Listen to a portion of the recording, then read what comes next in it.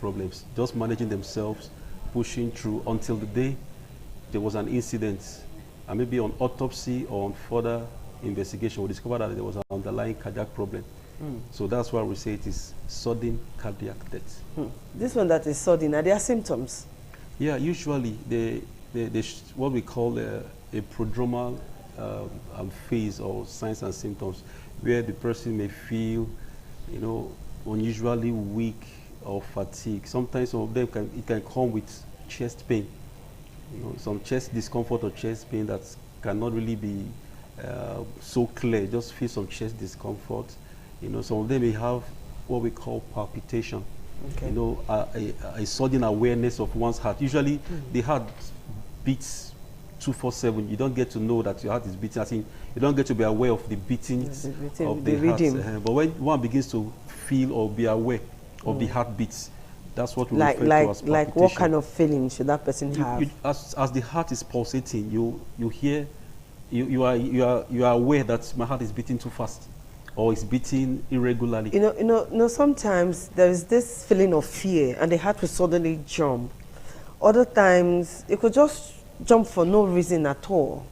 According to laymen like us, for no reason at all. You say, why is my heart beating like this? There's nothing pushing you, or there's nothing that took you by surprise to have caused that kind of palpitation, but you just feel it. And other times you see people just said, hold on to their hearts, and then the next thing they slump and die.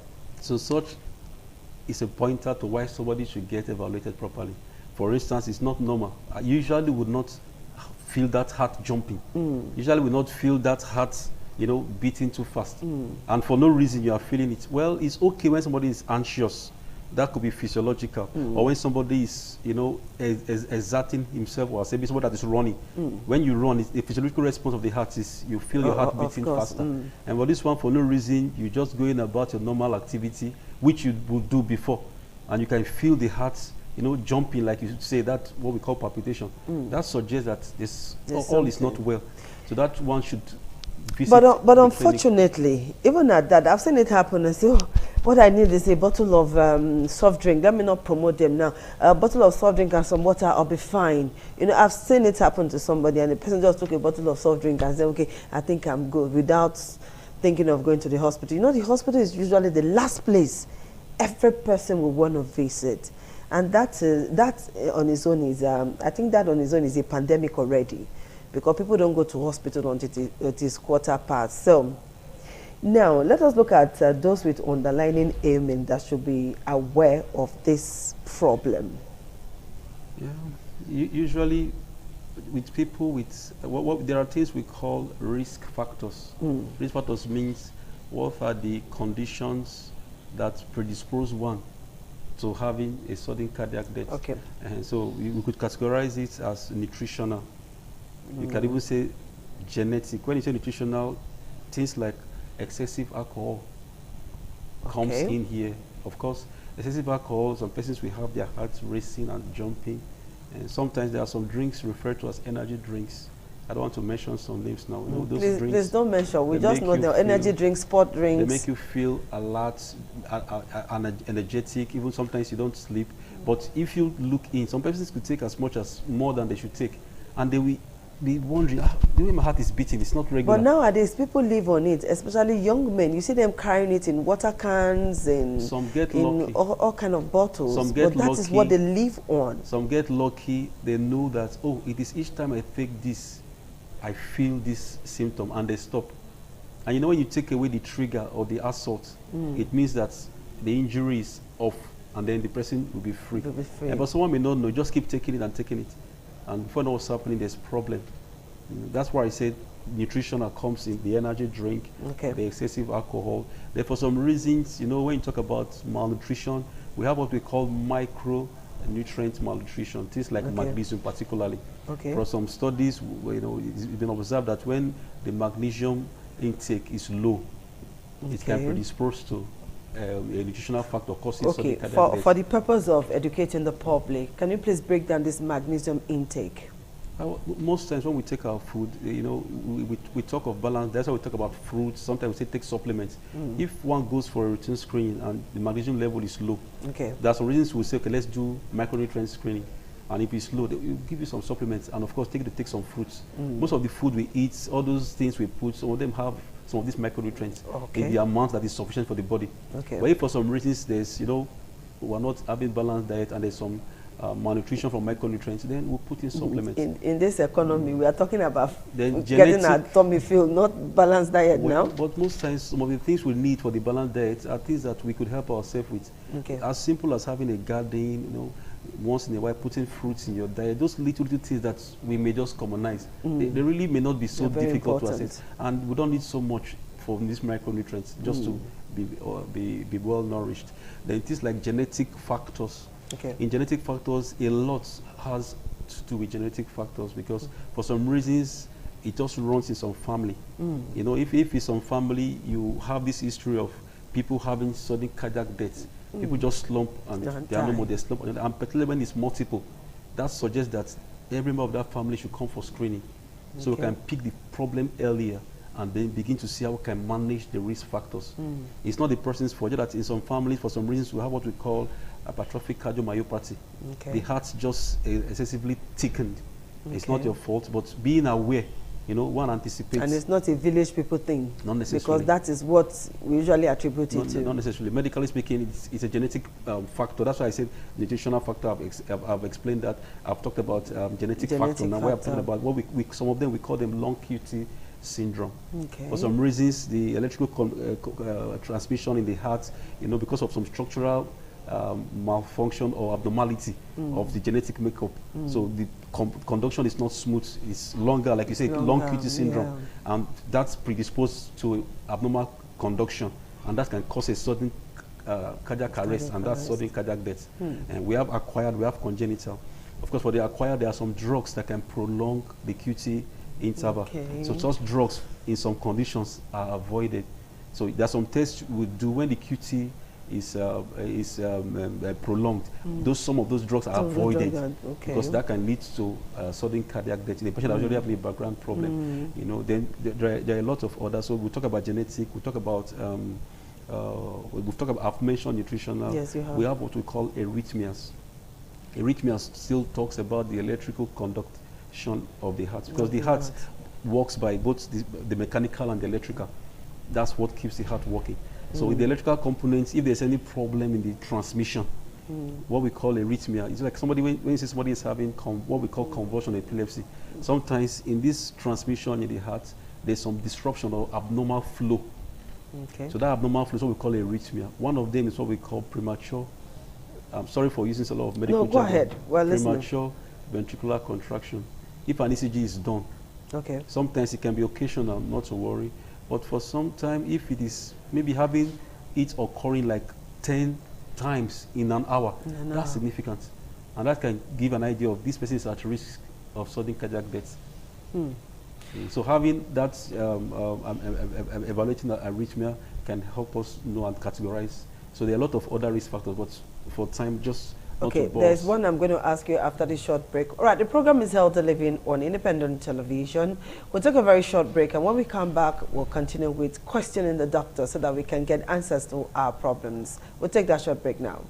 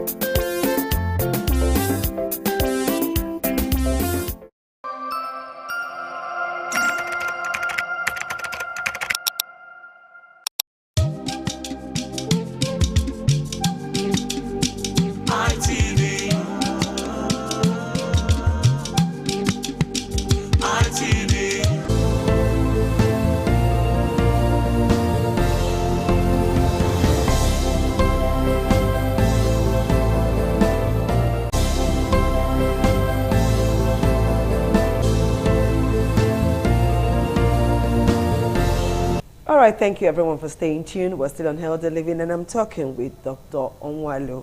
All right, doctor, what is the relationship between obesity and sudden cardiac deaths? Yeah, you know, the list, I need to exhaust all the list for risk factors causing sudden cardiac death. Well, we have modifiable risk factors and non-modifiable risk factors. One of such is things like genetic factor. You don't determine your genetic components. You're giving birth to that way. Things like your age. But we can manage it. Well, identifying it helps us to manage and try and see how we can avoid things that can trigger it. But we have no control. Things like increasing age is a risk factor for sudden cardiac death. Okay. So we have no control. We age per second. But the second that goes by, I'm getting older, I'm not getting any younger. So you have no control over that. But things like weight, what is obesity? The body mass index is one of the criteria we use to define obesity, either abdominal girth or body mass index. Either way you see it, those are things we use to objectively assess obesity. So if we go by BMI, obesity means that the weight for height is more than, most times we say 25 and above to 29.9, according to WHO, we say it's overweight. Then anything 30 and above, we say it's obesity. So this poses a risk for coronary heart disease, cardiovascular disease, and of which, once there's a cardiovascular disease, that means that there's a background underlying heart problem, and that's a risk factor for sudden cardiac death. So that's the relationship between obesity and sudden cardiac death. So for obesity also, you know, one of the things that it's modifiable. We have we have the opportunity to shed off some weight. Work on it. And that's why I classify it as it's classified as a modifiable risk factor, unlike the increasing age, genetic components, and the others that are not modifiable. So this one is modifiable. Okay, instances where people sleep and don't wake up again. Could it be cardiac arrest or cardiac sudden death? Now, well, cardiac arrest could lead to sudden cardiac death. Don't forget, when they say cardiac arrest, it means that the heart stops. And for the period the heart stops, there may be some injury. Whether I like it or not, when there's an abrupt cut-off of the oxygen and blood supply, because even the heart itself requires blood supply and oxygen. You know, the particular area or segment supplied suffers some injury. So there's some micro scar, depending on the level of damage that has occurred there. And when that occurs, that's to say that that place will malfunction. And so that's why I say there's a link between the cardiac arrest leading to sudden cardiac death. But however, the defining factor there is that there's a background cardiac disease before you can talk about the sudden cardiac death. So when people sleep and don't wake up, is a problem? Now, when people sleep and don't wake up, if there's a background heart problem, sleeping and don't wake up could mean that the sudden cardiac death occurred while asleep. And things like heart attack, if an heart attack occurs during sleep, and depending on the severity, what we call myocardial infarction, what we refer to as heart attack in the layman's word, is that there is some occlusion of the blood supply to a particular region of the heart. So the degree of the occlusion defines the severity of the ischemia. So if it is an acute myocardial infarction, that means the occlusion is at least 70%, 80%, 90%, almost completely blocked. And when that happens, it shows that that part of the heart is compromised, and they may not be recovered. Okay, does this also happen in children? Yeah, it is rare, but when it does happen in children, then most likely it is a genetic component that is contributing. All those genetic abnormalities like the long QT syndrome, the Brugada syndrome, when those ones are occurring, most times below 35 years, then otherwise, it's like I said, increasing age is one of the strong risk factors.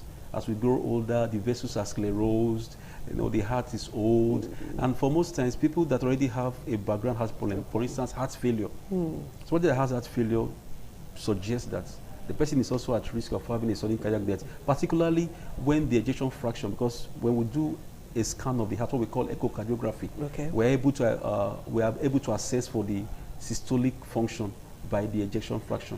If it is less than 30, that is an indicator of a high risk for sudden cardiac death. You know, all of this will be difficult for layman to understand, except you go to the hospital. And it's not something you can diagnose yourself. No, you have to be evaluated. That's why, for instance, somebody may be somebody close to you now, maybe walking of being around you at work, but you observe that this person is always easily getting tired. Okay. But the person is managing. Such person shouldn't manage. You should just visit and say, I observed that recently I'm not as strong as I used to be. I easily get fatigued. Maybe the person is overweight. That's another reason to say, oh, I'm overweight, I'm easily getting fatigued. Let me just walk in for a check. This is not how I used to feel. And you may be surprised, you go in for that check and they say, oh, the ejection fraction of the heart is low. And of course, there are some drugs we can give to improve the function of the heart, shed off some weight. There's some injection we can give to shed off some weight. There's some things we can do to improve the overall function. And then that risk factor is controlled. And that delays the, the consequences that would have happened if the person had not come for that checkup. So the message here is, when we don't feel well enough, when we feel unwell, when the body gives signals, because most time the body will give signals, and we recognize those signals, we are advised to walk into the general practice and have a general check. Being on this program is like doing advocacy too. But unfortunately, you are Nigerian, I'm Nigerian. You work in a hospital. You know that most cases come from the emergency units. Until somebody is almost gone, we find it difficult to go to hospital. And the problem of this world is so much that anything can happen to anybody at any time. Somebody can just fall suddenly in the market and the person is gone. And people don't come to help. The next everybody's bringing out phone to come and let's see what's happening. You're videoing the person instead of calling for help. And then ambulance services is another thing. The 911, the emergency number thing is another crazy thing in this part of the world. We don't really have it. I know we used to have some emergency ambulances I see at, but I don't know if they're still functional. I think those ones are still there. Fine. So thanks to but it should be everywhere. Our environment, we have that. However, well, it is what we are faced with. And that now will be a pointer to self-help. What you can do to prevent it, do. One of the risk factors I didn't mention was psychosocial. Okay. Psychosocial risk factor is something that we may be able to control. Things like things that can necessarily make you depressed, you avoid them, because depression is a risk factor for sodium cardiac rate. Things like maybe, for instance, well, your socio-economic status, really, you don't have any control over that. But just try and work harder to improve, because most times some of these things happen more in the low socio-economic status. Yes, maybe because, I don't know, the people high up there are able to afford medical, they can able to access healthcare easily because they are more empowered. So maybe that's why it occurs more in the low socio-economic status than the higher socio-economic Even for some status. of those who can afford it, hospital is the last place they want to go to. Rather, we'll go to church. We'll go and faith it out. Well, yeah. So relationship between faith and medicine. It has to be, there has to be a balance. There has to be a balance. Why there has to be a balance? Even if you want to faith it out, you should even know what is wrong before you faith it out. And if you know what is wrong, you're faithing it out, you know what you're faithing. So you can't know what is wrong if you're not evaluated. So I will still explain further that maybe ignorance may be the problem. What are you faithing when you don't even know what is wrong? What is wrong? And so I don't think there should be any clash. It's just ignorance, maybe. Because if you feel unwell, you need to be told why you are feeling unwell. So you are not working, get evaluated and say, okay, this is what I don't think ignorance is an excuse, because a lot of us are very good churchgoers. I believe in miracles, I do. So don't get me wrong, please. I believe in miracles, but you have to know, like you said, you have to know what is wrong with you before you can ask for a miracle and what is wrong with you. All right, Doctor, before we leave, then, can you just please tell every one of us, particularly those of us who don't like hospitals, I don't like hospitals, but I try my best possible to do all that I can. Tell us what to do. How should we look at our hearts before we start running to the hospital? Tell us how the heart should function, what we should look out for, and how to generally take care of ourselves so that we don't become victim of our own mistakes. In the next 30 seconds, can you do that for us? Yeah, I can do that. Well, the summary of all we've just said is be aware of your health, know your numbers, know your body. Okay. You feel any slight change you cannot explain. You don't have to like the hospitals. Most times you don't have to have emergency per se before you walk in. We have what we call the wellness clinic. You just walk in, I just keep my routine. I make it a habit once in a year to go for general check. Like a birthday gift to yourself. Yes, and know your numbers. What are the numbers you should know? Know your BMI. Okay. Know your blood pressure. Okay. Know your fasting blood glucose. Okay. Know your cholesterol. At least Okay. this basic 4. Your BMI will help you know how you should discipline yourself to trim your weight down and your diet. Your blood pressure will help you know if you need an intervention to work on your BP or not. Okay. Your fasting blood sugar will help you know if you need to control that sugar. And of course, your cholesterol will help you know if you need to control your cholesterol. Okay. And if you can do this on your routine check at least once in a year, then at least you've done the minimum you should do. All right, doctor. Thank you so much for finding time to be with us. Today we cannot take calls. We hardly take calls on TV, but we can take calls on radio, and we do that on Thursday. So let me get this promise from you that we'll do this on Thursday on radio. Well, yes, doctor, yes. Thank you so much for saying yes. All right, people, this is what we're going to do today. Know your cholesterol level, know your BMI, know your sugar level, know your heart rate level, know everything that you need to know about yourself. And I will let you know that it does not cost much. There's a wellness clinic at UBTH. It's a government hospital. I'm not promoting that hospital. I've used it, and I think you can use it too. Hopefully the strike will be over soon, and people will go about their normal activities again in the hospital. So thank you, Dr. Nwalu, for finding time to be with us. So we'll see you again on Thursday, and that will be on radio. Until then, please take care of yourself. Don't drink too much. There are some sport drinks you should not even go close to, okay? All of this will damage your life if you are not careful. Bye-bye.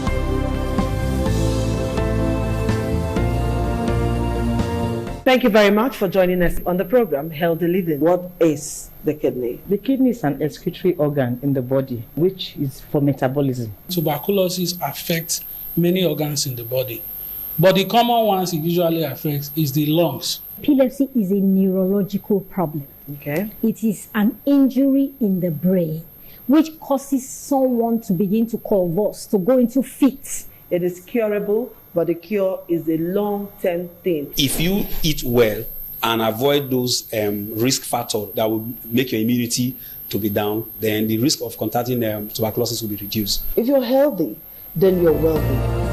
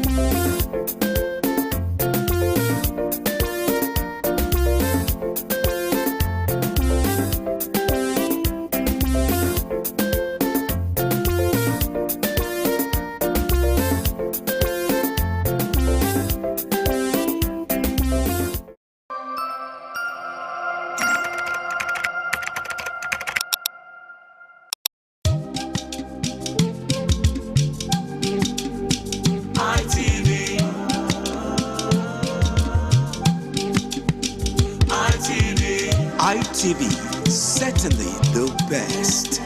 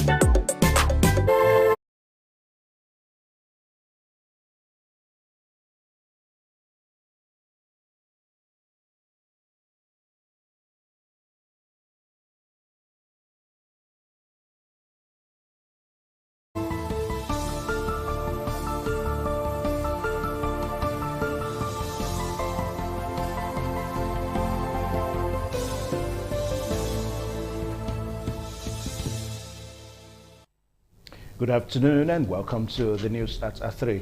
My name is Evan Sunokogi. 5 police officers have lost their lives and 2 others were wounded after suspected bandits launched an attack on a security patrol in Sabo Sara village, Darazo local government area of Bauchi State. In a statement issued on Sunday, the Bauchi State Police Command explained that the officers were on an intelligence-driven visibility patrol on Saturday to prevent potential farmer-herder conflict when the team was suddenly ambushed by unidentified armed youths. The incident occurred around 11:30 a.m. and involved operatives from the Rapid Response Squad, 10 PF Bauchi, the Anti-Kidnapping Unit, and the State Intelligence Department. The command confirmed the deaths of DSP Ahmad Mohammed of the State Intelligence Department, ASP Mustafa Mohammed of 10 PMF, Inspectors Amahel Yunusa and Idris Ahmed, also of 10 PMF, and Corporal Issa Moasu of AKU. 2 other SID operatives, Inspectors Issa Musa and Yusuf Gambo, survived with injuries. He added that the injured personnel were rushed to the General Hospital in Darazo, while the remains of the fallen heroes have been deposited at the morgue.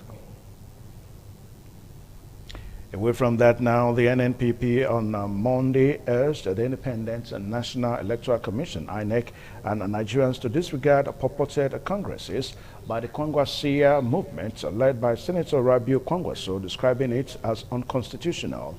In a statement released by its National Secretary, Mr. Ogini Olapusi, the party stated that the NNPP court-ordered congresses had been held and concluded. The Kwangwaso-led group, in a letter to INEC, informed the Commission of its plans to conduct fresh congresses come convention beginning from November 25th to January 2026 for the NNPP. The party noted that Kwangwaso, the NNPP 2023 presidential candidate, and some members of the Kwangwasia group remained expelled from its fold for anti-party activities. The NNPP stated that INEC must live up to its responsibilities by obeying court orders and uploading the authentic leadership of the party on its website. The Abia State High Court and the Federal Capital Territory High Court confirmed the expulsion of Kwangwaso and his group from NNPP's internal democratic processes and disciplinary action. Amnesty International Nigeria has warned that the wave of mass kidnappings targeting schools could severely derail educational progress across northern Nigeria. Country Director Issa Sanusi said the psychological impacts of abductions and even the fear of such attacks would discourage countless children from attending school. Sanusi noted that rising insecurity is pushing parents to rethink the safety of sending their children to school as incidents of school kidnappings continue to escalate. He added that families in rural communities already struggle to keep their children in school due to economic pressures, and the current security challenges will worsen the situation. Sanusi cautioned that the unfolding situation could rob an entire generation of the right to education. Northern Nigeria has recently witnessed another uptick in attacks on educational institutions, leading several school governments to close schools temporarily. And to Edo State now, we have the story that the patriarch of the House of Igbenedion and the Esama Benin Chief Dr. Gabriel Sawa Igbenedion has felicitated Honorable Dan Uyidehen, CEO of Rendezvous Hotel and Apartments, on the joyous occasion of his 58th birthday celebration. In a special congratulatory message on behalf of the House of Igbenedion, the SMR Benin Chief Dr. Gabriel Sawa Igbenedion said he is proud of the accomplishments. Honorable Dan Uyidehen, distinguished CEO of Rendezvous Hotel and Apartments, he said his 58th birthday celebration marks another remarkable milestone in the life of a man known for hard work, integrity, vision, and an unwavering commitment to excellence. The SMR Benin said Honorable Idehen's contributions to the hospitality sector, business development, and the community continue to reflect diligence, noble purpose, and values that resonates deeply with the traditions of the Benin people. He offered prayers that the Almighty will continue to grant him wisdom, sound health, prosperity, and the fulfillment of his heart's desires, and that his path ahead shine even better. And on the foreign scene, 2 suicide bombers have attacked the headquarters of a Pakistani paramilitary force on Monday, killing 3 security officials and wounding at least 12 people. Gladys Ijamo reports that the police said that the attackers were armed as they charged at the Federal Constabulary's headquarters in Peshawar in northwestern Pakistan. No group has claimed responsibility for the attack. The Constabulary's complex is located in a highly secured area in Peshawar, and the attackers would have had to breach multiple levels of security to break in. Witnesses said they heard 2 loud explosions at around 8:10 on Monday. The area has been cordoned off and rescue teams are currently on site. One official said 5 security officials and 7 civilians were injured. Pakistan authorities have described the attack as a failed terrorist plot, noting that the attackers were gunned down at the gate before they managed to enter the building. Pakistan's Federal Constabulary, previously known as the Frontier Constabulary, is responsible for handling issues beyond the capabilities of the police force, including tribal incursions and criminal gang violence. Gladys Ijamu, ITV News. And in the world of business news now, European and African leaders are gathering in Angola on Monday for a summit aimed at deepening economic and security ties, which will serve as a backdrop to emergency talks on Ukraine. France's Emmanuel Macron, Germany's Friedrich Merz, and Kenya's William Ruto are among dozens of European Union and African leaders expected in Luanda amid a U.S.-European rift over a Washington plan to end the Ukraine conflict. Talks with African nations will center on trade, migration, and critical raw materials. The 7th gathering of its kind, the 2-day Angola summit, comes on the heels of a G20 meeting in South Africa, where a U.S. boycott underscored geopolitical fractures. It marks 25 years of EU-African Union relations, ties that analysts say need revamping if Europe wants to hold on to its role as the continent's top partner. Africa has emerged as a renewed diplomatic battleground, with China, the United States, and Russia competing for its minerals, energy potential, and political support. The EU is the leading supplier of foreign direct investment to the continent, and its leading commercial counterpart. Trade in goods and services hit 467 billion euros in 2023, according to Brussels. And for entertainment news now, legendary Bollywood actor Dharmendra Krishan Dual has passed away in Mumbai at the age of 89, marking the end of a remarkable era in Indian cinema. Prime Minister Narendra Modi led the tributes on his X handle on Monday, describing Dharmendra's death as the end of an era. Dharmendra, one of India's most beloved actors, enjoyed a 6-decade career spanning more than 300 films, best known for his role as Veru in the 1975 classic Sholay. He was celebrated for his versatility, excelling in romance, action, comedy, and drama.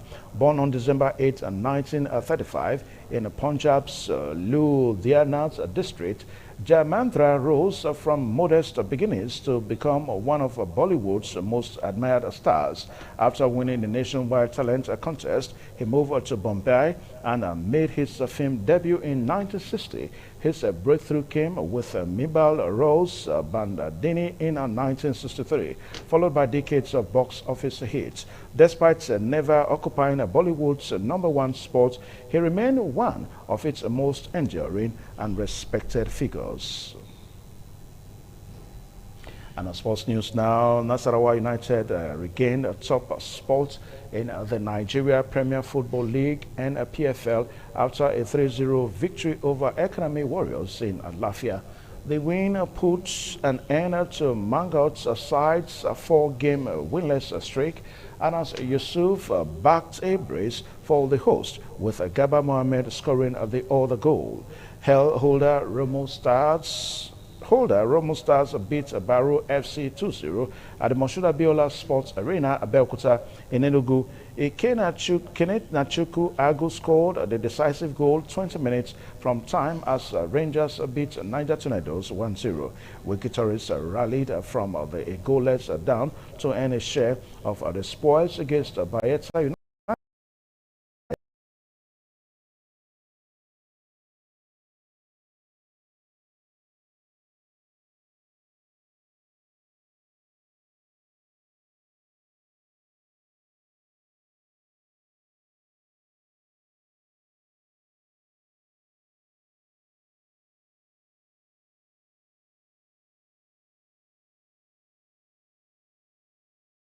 ITV, certainly the best.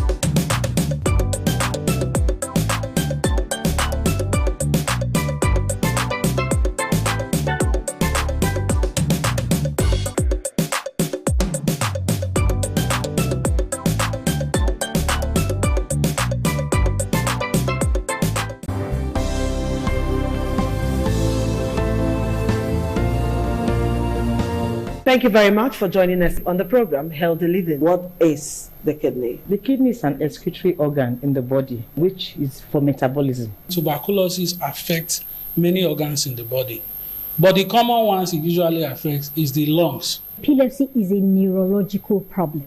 Okay. It is an injury in the brain which causes someone to begin to convulse, to go into fits. It is curable, but the cure is a long-term thing. If you eat well and avoid those risk factors that will make your immunity to be down, then the risk of contracting tuberculosis will be reduced. If you're healthy, then you're wealthy.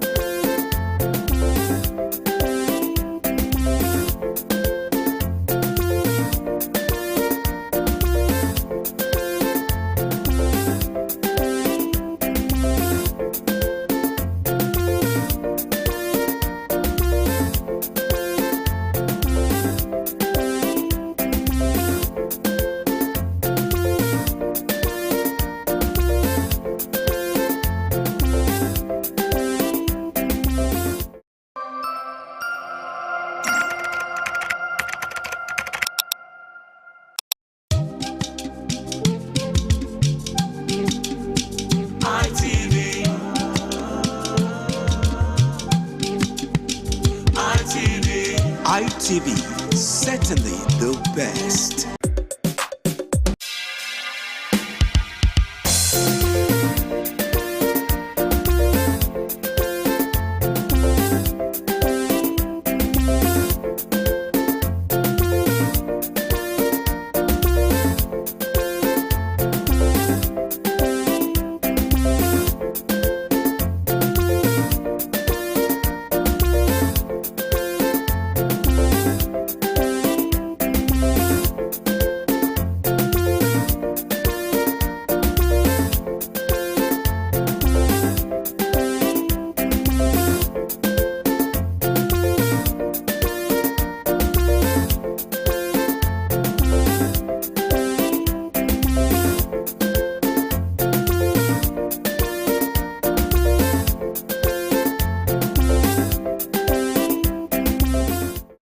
Certainly the best.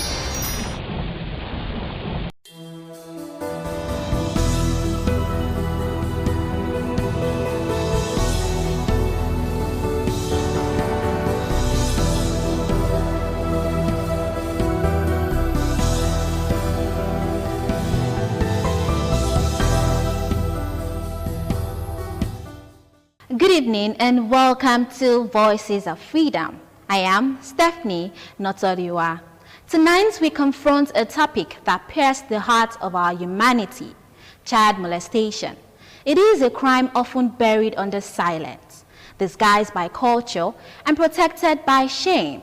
But behind every silence lies a story, a child's cry unheard, a wound unseen, a life forever changed. One of those stories belonged to a little girl from Benue State, a girl named Ochanya Elizabeth Ogbanje.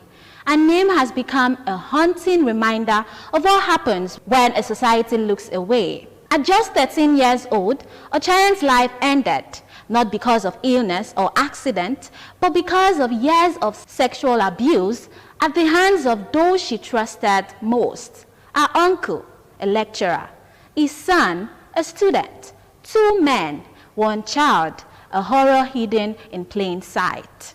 And while Ochanya's story broke headlines years ago, her voice still cries out for justice and for all the children who continue to suffer in silence. Tonight, we tell our story, and through it, the stories of thousands like her. We ask, how did we get here? Why does it continue to happen? And what must be done to stop it? Because silence is not protection. Silence is complexity. As we begin tonight's story, I ask you not just to listen, but to feel, to imagine, to remember that every statistic has a name, a face, and a childhood stolen from its times. Stay with us as we revisit the story of Ochanya, a name that must never fade.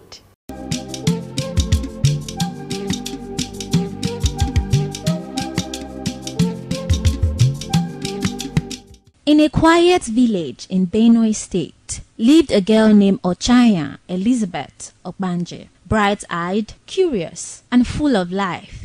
Her parents, like many Nigerian families, dreamed of a better life for her, so they sent her to live with relatives in Makurdi, where she could attend a good school. It was supposed to be an act of love. Instead, it became the beginning of a nightmare. Inside that home, a secret grew, one too heavy for a child to carry. For years, Ochanya was sexually abused by her uncle, Andrew Ogbuja, and his son, Victor. She kept quiet, not because she didn't know it was wrong, but because she was afraid of not being believed, afraid of bringing shame, afraid of being blamed. 2013, when I was 5 years old, I went to my mother's sister's house to school, because there was no school in my village. So when I went there, when I was 8, the son started sleeping with me. Then when the sister caught him, the sister then reported him to the father. Then the father scolded at him, and that was when the father started. So September, when I went to school, I was not feeling fine, so I came back home. I went to Federal Medical Center in Makurdi here. I spent 2 months and 5 days there, so they discharged us. When I now came home, then that was when I told my mother that when I was in my uncle's house, my uncle and his son, they were sleeping with me.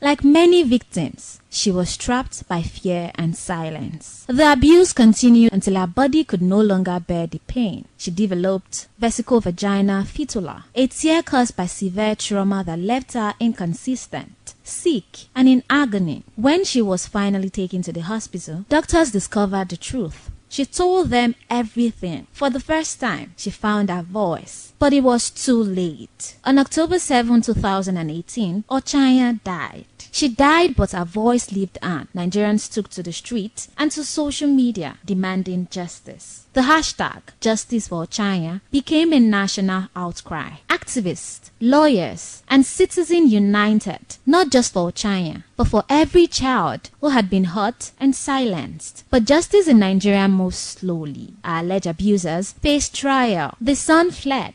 The father was acquitted. The woman who failed to protect her was jailed for only few months. 5 months for 5 years of suffering, a sentence that marked the meaning of justice. And so, once again, silence began to return. We understand from what we heard, this child has been molested since she was 9, but the case never got to us until she was very, very sick. But even then, the wife of the state governor, Dr. Mrs. Eunice Otom, through her pet project, Eunice Spring of Life, took over the medical bills. She took over everything concerning the bills in the hospital. But then, when she died, His Excellency was on 10 days vacation in China. But when he heard, he insisted that government be represented at the burial, and I was the person that represented the government, and I passed on the governor's message to the people, and one of which was that the school, the primary school, which happened to be very close to where Ochanya was buried, in fact directly opposite to the house where she was buried, the government directed that the school, that she be immortalized and the school be named after her, and that the school will be upgraded to such a standard that it will be more functional than it is now, and also directed that the Ministry of Justice, the Attorney General of the state, take over the case and to make sure that justice is administered. The rape or defilement of minors in our society is becoming so rampant and on the increase now. So my advice to parents is that parents should be careful pursuing money and leaving the first assignment they're giving to as parents to nurture these young ones they brought to the world. You know, mother and father cannot be rushing out early in the morning and coming back very late, all in the name of pursuing money and the detriment or at the detriment of their children. If you make the whole money in this world and you don't have anybody that will take after you or live after you, that the people can say, yes, that is the daughter or the son of so and so person, you have achieved nothing on this end. The parents have a lot of, or the family have a lot of parts to play, because most of the evidence are with them.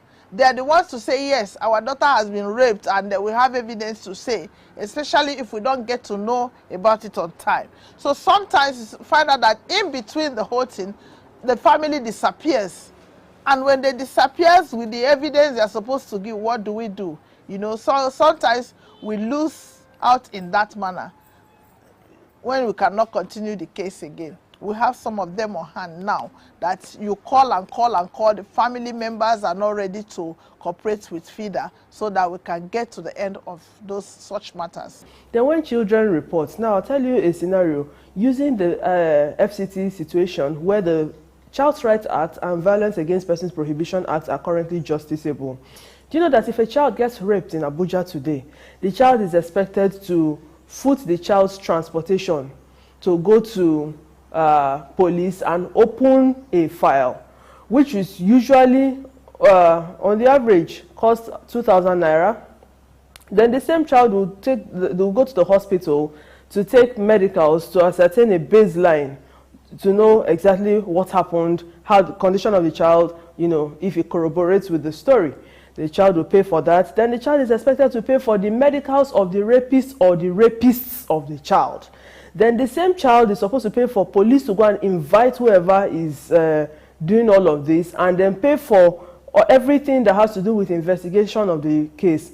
Then should the matter be minuted to legal to proceed to court, the child is expected to pay for appearance of the police prosecutor every time the police prosecutor turns up in court. This is terrible.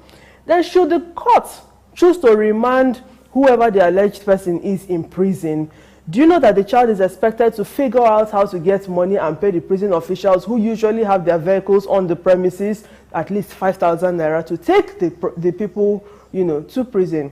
Now, in practice, in theory, we have wonderful laws that exist. But in practice, we don't implement these laws, and we don't have support structures to support people who report. They say people don't report. It's a big lie. People have been reported, and the systems are not there.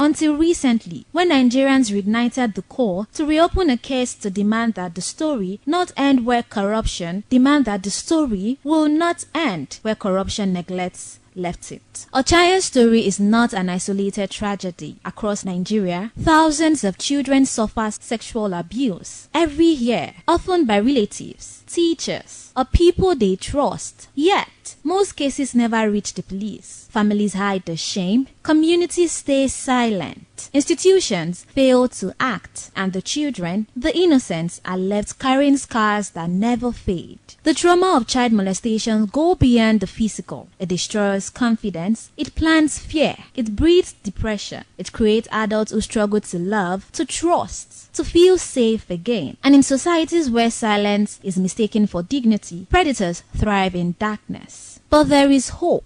Every time we tell these stories, we chip away that silence. We make it harder for predators to hide. We remind victims that they are not alone, because justice begins with awareness and freedom begins with truth. 1 in every 4 girls and 1 in every 10 boys will face some form of sexual violence before they turn 18 in Nigeria, and our government isn't doing anything to prevent that. When we build a nation as a broken children, they don't have anything to give to our nation anymore. I did not need to die. A government that does not monitor the welfare of its children is a government that is not building a future of its nation. And we must demand accountability of our government and justice for Ochaya and every child that has become a victim of sexual violence in Nigeria. We're demanding for justice. We're also demanding for greater social welfare accountability from our government. How can a child be born and until a child dies, you have no account of how the child is treated by society? Until deterrents are available, there will be so many Ochayas, more and more in our society. So we need to do something about it. And the right way is to have the political will, pass laws that are stringent, and enforce those laws. We want justice for Ochanya. Whoever stand or whoever is the will in the clog of progress in delivering justice for Ochanya is an injury to everybody alive. It's an injury to every girl child. The girl child must have right to education. The girl child must be protected. The girl child has dreams. She must be supported. Most of us here are old students of the Federal Government Girls College, Boko, the school where the late Ochanya attended before her demise. We want justice, to let the Ministry of Justice know that we want justice for one of us.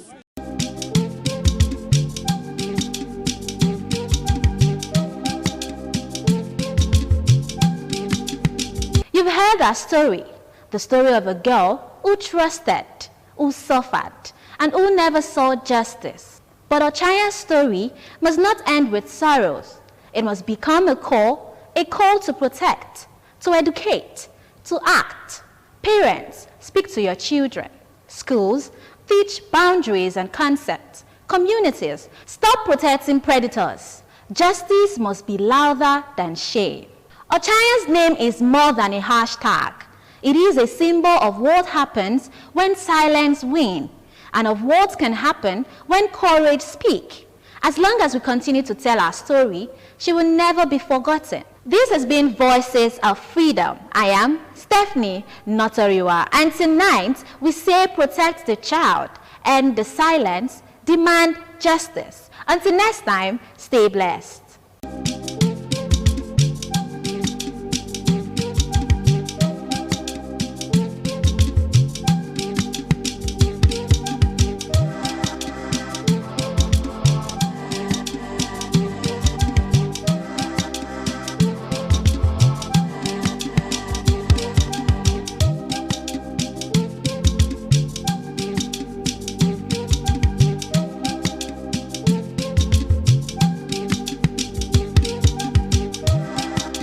Certainly the best.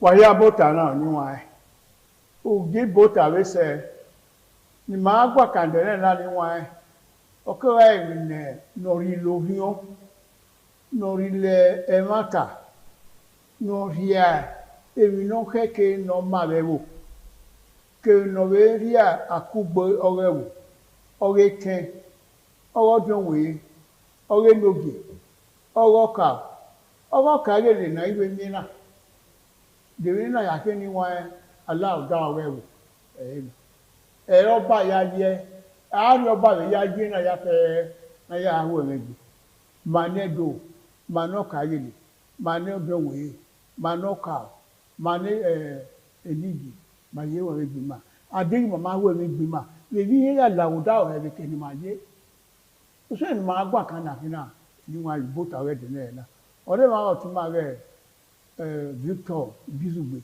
outwe adona wo adona wo zomo wa ya bitota wa ya se peti wa watuta age peti ota na emi no bun no wa ye wo e ma ho na agun akan ru da were no nya pon na ti opan oso me no manya ogwe ya heku oba atokpe ise owere ma o teme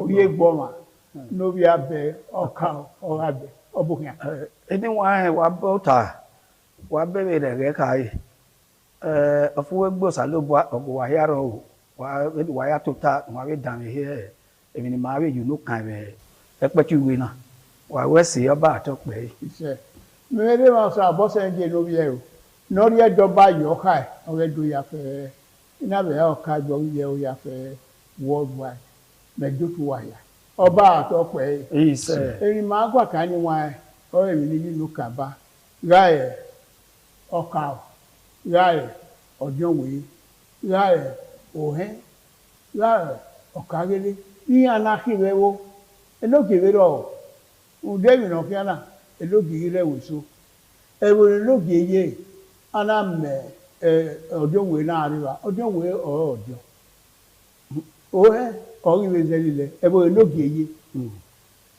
elógèrọ̀ ọjọ́wé láàrọ̀ ọjọ́wé ọ̀rọ̀ ọjọ́ ẹ̀wọ̀n ni kẹwàá ìjọ kẹyànà ó ní ọjọ́ nọ̀wé sẹ́lẹ̀lẹ̀ olùkà òhẹ́ ni òhẹ́ ìṣàgbó àwòrán olókun owó bọ̀wẹ́ ọ̀rọ̀ òhẹ́ ní ọba rẹ̀ pàdé bọ̀ dúgbìẹ̀ ọ̀nà òhẹ́ náà ṣàìbò náà tẹ́wọ̀n àtàwẹ́ èmi yàrá máa rú èmi yàrá lèmi náà sùnù ọ̀gẹ̀rẹ̀ sùnù gbèsè náà zọ nẹ̀wó yàdùnà ọ̀nà òhẹ́ o ana mi we ebo ore wo eri ore no oka obe aro ni won ewo no ka oye eno gese tin areba oka areba no geleba oka aro otote nogi oyi ewo no ka oye no zeko ka ora odyon wo no we zeke ora ohen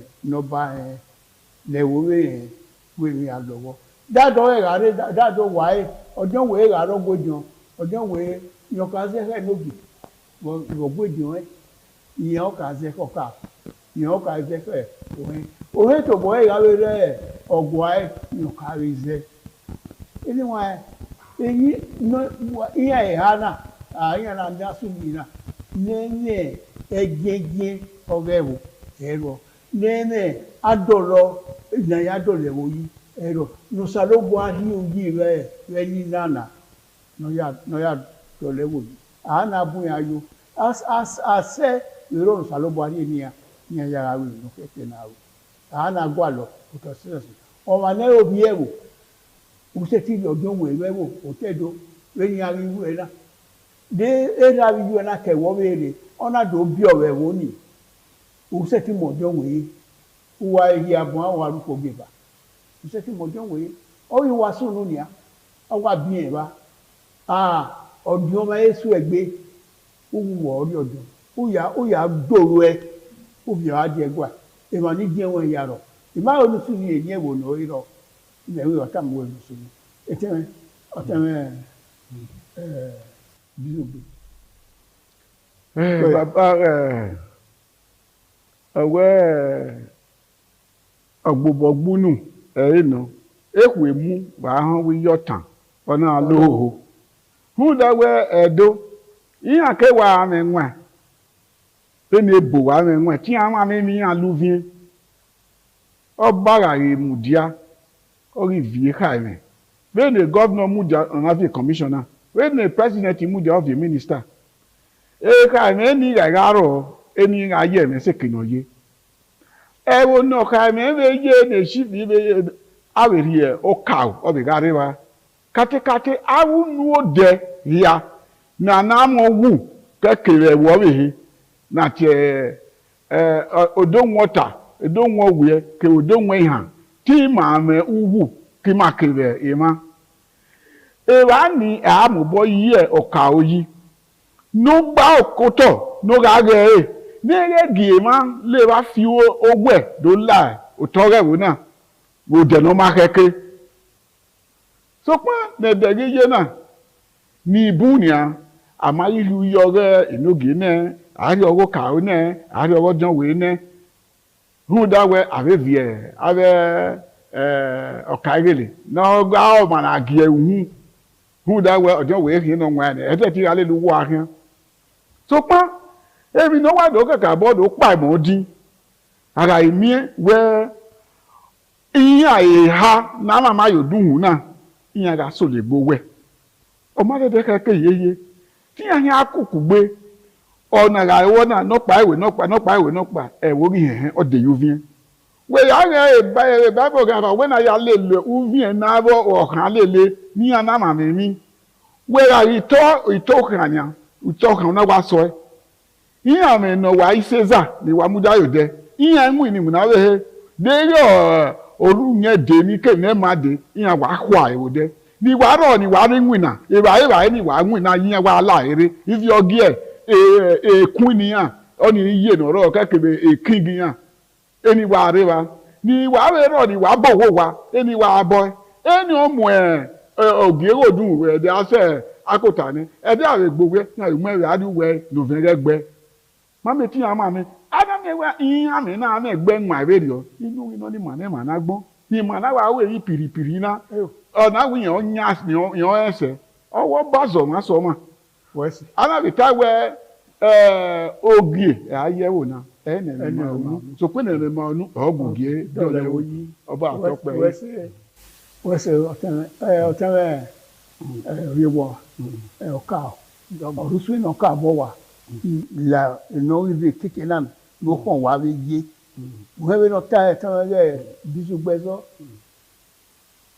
ko yo wa do mo ni wan zebe eteme ya gun akan sin oka owo kate ọba me egi ọka o na ri ye na ni abodian we no gele ruso almost we say gwa abi dori we na ya nyi we na ya dole wo yi ai odo e time ni okay do we la o pe ojan we o be de o yo kai le o we ri e le gbe so pa ebi ni me ho ni you no kan we mana baba na ni o ewe ewo le no gieje ewo ne no gieje amo bo mo e okawo eje wa ana be miewe okawo ona be agwe enogi ro ndawe ewo ni ona ikakabo digba ove wire otoni ana imiewe abile moka oba enogi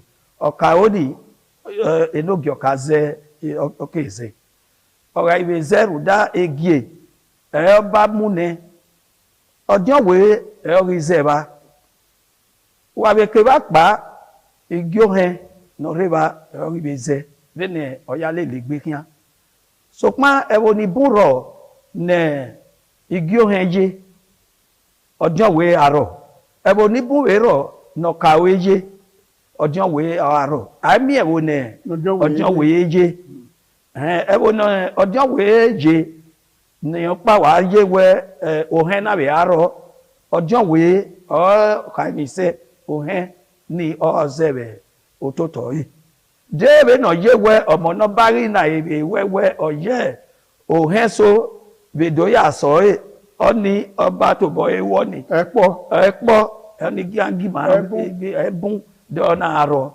so pa be ni lele na ya de ki o to ade we ami oto no gboka okero ugbowede ro we ni ma do we wa re ma e ma ri egbe ni ma do afi emi no re iji oge ni ka ode na do afi ewori ojo we ana aro gwejion ojo we o ka ze okan ewe ne logi are ewo ni we ogwejion abere egwa ogo hen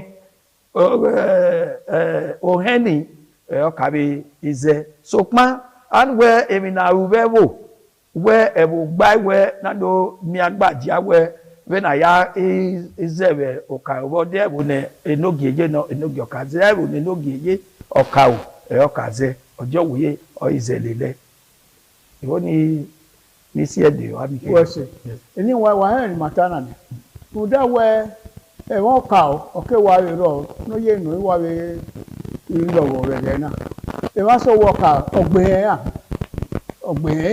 agbele bayi no edu aye ame bo mata no yin agbele ni wa oka no re unode ya fe unagbe liye kovia ekena wo ka ora aye koto ade wa mi unode no we no kata si go temege bizugbe unode eyin aye oka ko no ni edu agbe ni ori e ba mu na no ya goba to bo rude ana ya mo ye ba no ko deni bege no ko na are emi na aba ana ya we ai mo ye ba e ba mi na e ma madugie e ma ri mi je gwa iyan owe ka bi abiyan ni re opese ni agbe o ya we izo be no wa no regbo ta be bi iyan emi no ore ogede emi no fi ezere ke oye iyan be mi na be o be ya yimo no rekeneze ye o keke no ya yimo ke wa gbaka ke wa be gugu ke ya emi no me niki ye ya yimo e wa na be mi we ogwa o kako no gba o ga be odadun no de ni ya pe wa mi na we ni buye yeye no de no we ni iyera no de no mi na ge unwame no de no no pa ge isiloko no de no gelegele no de no wa mi na ya fe be na no de ya we na na we do ye ogba kate yi ko no hu da we edeta yan wa silore yan wa eni kere uzore yare wa mi we ana do yeso edelo oyiye ebo yiyin ro nigbe yan wa mi wa to fo do ana do yo ka wi lele we do se ogo ten wa ni abe ana ya yo ba na ko ya yo ba na ko uda yan fi ezera yan ro ya do abumako ana yan ni yo we ri ne we yan ni ge ogbe yan ya ọ̀rọ̀ kan so fele bi agbe emi na ile ọ̀kan ya ye we na ye ge ite oti ma no ite nya osaba no gegbe na Okakono, also Jai. But in here you are ever, or do whatever Kayeli. Here my king, Equayo, would I be Marai. And you're another Unwame. All good, all there, now what like you copy again. Unwame, Unwame, why, SCD, Hokudo.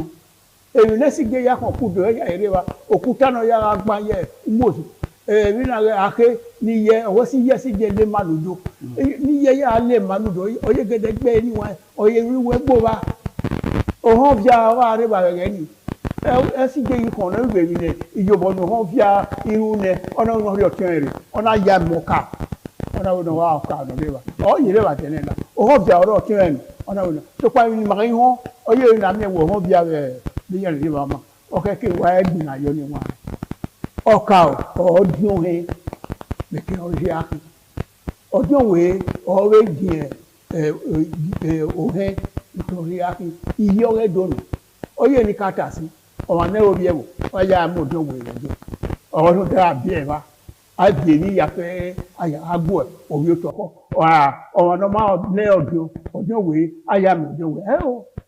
Àìsílẹ̀ ọjọ́ wo bọ́ èyí ọ̀nà ìhẹ́ iná ni wọn aláìyé kẹ̀nà ọ̀sábàdàn bí wàá mọ̀ màkà bọ́ ìlú wa ẹ̀wà ní bí ké ẹ̀wà ìrúnú àmẹ̀ ẹ̀wà ìrẹ́ ìtẹ́ gbéyeye ẹ̀wà ìrẹ́ ìkẹrọ̀rí àfi ìjókòó ọ̀nà àwọ̀ká wá dé báyà wọn dání wọn. Bí ènìyàn wẹ̀ ọmọ náà bá ẹ̀ẹ́dẹ̀dọ̀rọ̀ kékeré náà ọbẹ̀ mọ́ká ọ̀yẹ̀ ológun ọ̀nà yà máa yẹ ọ̀ mo dé ìlú ẹ̀họ̀ dé ìlú ọ̀lọ́tọ̀ náà yà dọ̀lẹ́ ọ̀ká pọ̀lù ọ̀bẹ̀rẹ̀ ìmúnakẹ́ta ń wò wá yàní dọ̀lẹ́ bàtà ọ̀ká sẹ́pọ̀kì yàní sẹ́pọ̀kì ọ̀ká àmàyọ ọmọ àrùlé àwọn ọdún ọ̀nà mọ́ká àwọn ẹgbẹ́ ọ̀ká ọ̀yẹ̀ nọmba wá. ọ̀ká òyògbèmí rọ̀ ọ̀ká òyògbèmí rọ̀ yàní báyọ̀ ìpínlẹ̀. ọ̀ká òyògbèmí rọ̀ èmi ni wọn èní ni ọmọ náà káàró náà yà á mú ìdá ẹnu ọwọ́dọ̀ náà ká ọ̀wá ayọ̀ náà wáyé wá àwọn ẹgbẹ́ ǹdá ìwé náà kàgẹ́ ló ṣe tí gbọ́ ká ọ̀wá kan ló mí ẹ̀rẹ́ pẹ̀ wẹ̀ náà dáwẹ́ lónìí kéye ọmọ mẹ́rin ti pàgbé ẹ o wà gbọ́dọ̀ lẹ́wọ̀ wà kú gbé wà kàn sí ní náà àárín èkèrè wọ àrísẹ̀ ìdẹ̀wò ń mànà ọmọ náà bá nẹ́dọ̀ ọ̀nà yìí àfẹ́ ọ̀tẹ́ ìrètẹ́ ẹ̀yẹ́ ìjábọ̀ ni. Ekele ni ayé rí ẹ̀tọ́ ìwẹ̀ dáadẹ́ wò nàkà náà ní ọkàn holy regina ibi ẹ̀wò ẹ̀yọ́ tó bọ̀ ẹ̀ wá jẹ́ ọbọ̀ wá sí ẹ̀wẹ̀ ẹ̀rù dá àwọn náà ẹ̀wò náà wọ́n mọ̀ bọ̀ ká náà yà fẹ́ kíná yìí náà sùn 50 by 100 náà èkì ẹni èrè ọ̀jẹ̀ ìsókè dọ́nà nù 50 by 100 ni wáyé kàkà bọ̀ ẹ̀yà mú pàmò wẹ̀rẹ̀ rẹ̀ ẹ̀ máa ní kí ó tọ̀ ẹ̀ dáadẹ́ wò nẹ̀ nọka we ran o we ko wa wa ire ma ni wa kun to bo ebe ni agbin aido aye e keke awon no we mi no mind e aye gbeta na me kaka bo le ma wa yin mi e da do re no kan no we wa re eni e me etin nu me ya do level yi etin nu me the e by wan ni e bo be me na ya gwo ba do level yi arun opa etin ma foye fon pa dáadọ́rẹ́ ẹ̀rọ sábà yẹ ẹ̀nà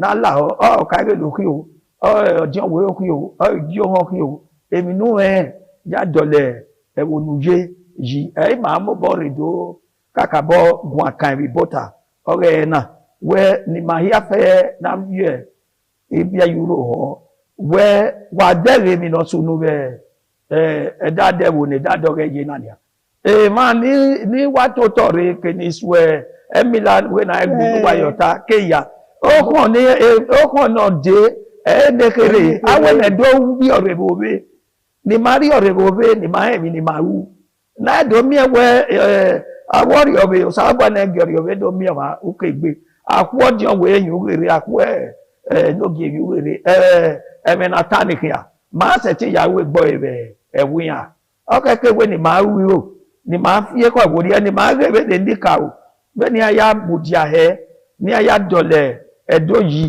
dó sẹ́ ẹ̀rẹ̀ náà yà sẹ̀ ìrọ̀rí màná ni màá bẹ̀ lélẹ̀ ní ó dẹ́bùn kan ẹ̀wẹ̀ ni wàá yé sọ́ọ̀sì níbẹ̀ ijó ọ̀kẹ́kẹ́ wẹ̀ ni abe wena ni awena ni be ye source erun no be keke ni wa be 9 we na ya dole e wo yi ya be si ene wa no be gun ayo ma ge be kan pa ni kan for zukma be na na ife na idere we ana mama na lo de we no keke na la ami oge wo kiyeke so pon ana we na we gbo wa kan gbo bi huwe ni ma ke no gu ake no wo obe ya yi kan mami ọba àtọpẹ ọmọ àmà ọba ọsàlóbù ayé ọ̀nà yẹ ẹ̀wọ̀n àlélẹ́ lẹ́nu ayé King Solomon ọ̀nà yẹ ẹ̀wọ̀n ẹ̀nẹ́ ọ̀nà màmá wẹ ìyàn pààwọ̀ ìyàn wà túnbọ̀ yẹ ya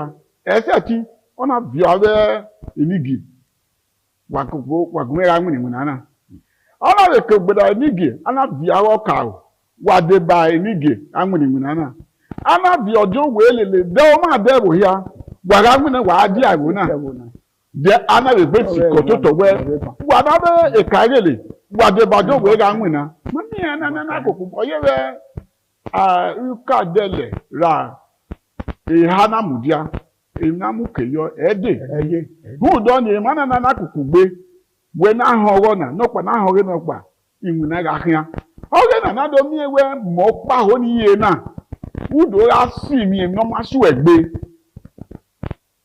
ọgbọgbọ gbúdù náà bá hàn wẹ ọkàrẹlẹ ọrìzèrè yọjọ wò bọ ara ìhàn wẹ ọgbọn ẹdín ayé ọdún wẹ ọrí kẹmẹ ní ọkà ọkàyàwó rí o ìkẹwò rí gba ọkà orí ká ìrìn náà bìírín arú ẹdídẹ ìrìn náà dé yìí bí bẹ́ẹ̀ náà yá màmá lè gbé mi èrò kẹkẹ ní ẹyà agalẹlẹ rẹlẹ ẹwọ ọyẹ hẹnẹhẹnẹ èèbó lélẹ nínú ẹwẹ èmi yàn náà hùn wá lọ́nà wà lè lu òfin ní àrà ká nọ́ọ̀sọ ẹgbẹ́ ọ̀tọ̀ rẹ nínú pàwọ́wọ́ rẹ dáwọn àdọ́ rẹ gbìnìgbìnà rẹ èmi ní ìyá ìdè yìí fi ọ̀gẹ̀dì mọ́tò yà á gbìnà yóò bà mẹ́ nìwọ́ pàkín ayé ọmọ náà máa bí ayé bò wà rẹ̀ dùnà náà máa bí ẹ ọ̀rẹ́ lórí agbọ́n ọ̀dọ̀ rẹ̀ bò wá ẹ̀yẹ́ rẹ̀ bí orí ẹ̀ rẹ̀ bọ́ tẹ̀nà wà gbìnà bá ná wàdí màmá àtẹ̀mí ẹ̀ wọ́ rẹ̀ ọ̀rẹ́ dó mi mà ó kẹ́ gbé mi mà ná kà á gbèlè gbí mà náà ẹ̀rọ wa àwọn wà náà rà gbé ẹ̀ẹ́dẹ̀ tí kò sì gbé àti had divided against himself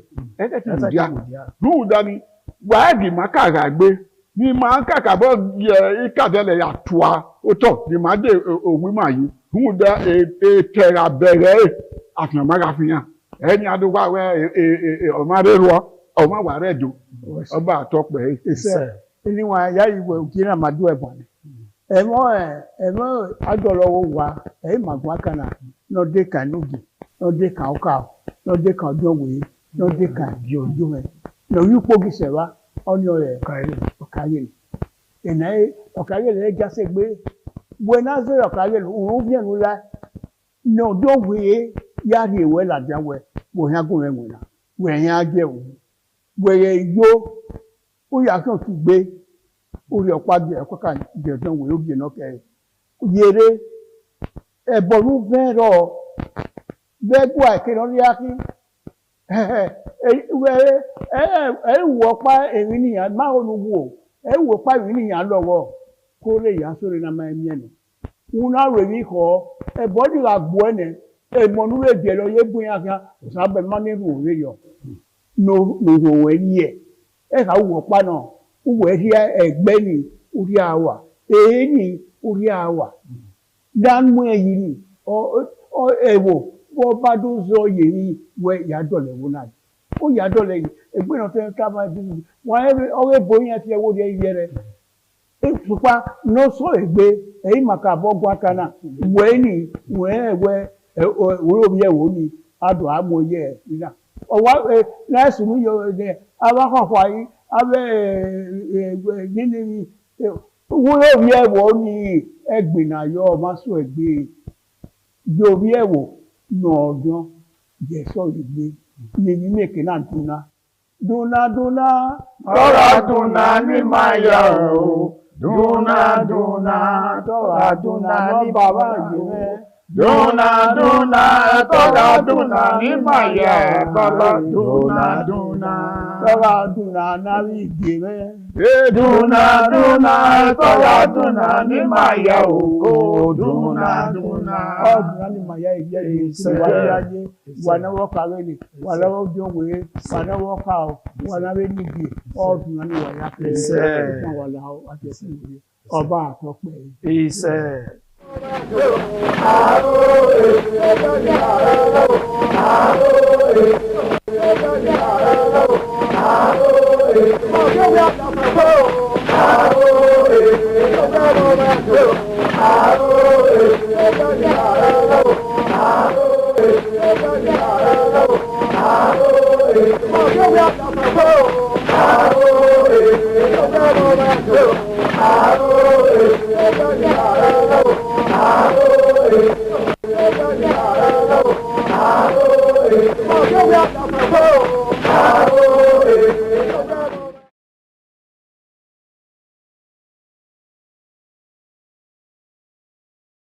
Certainly the best.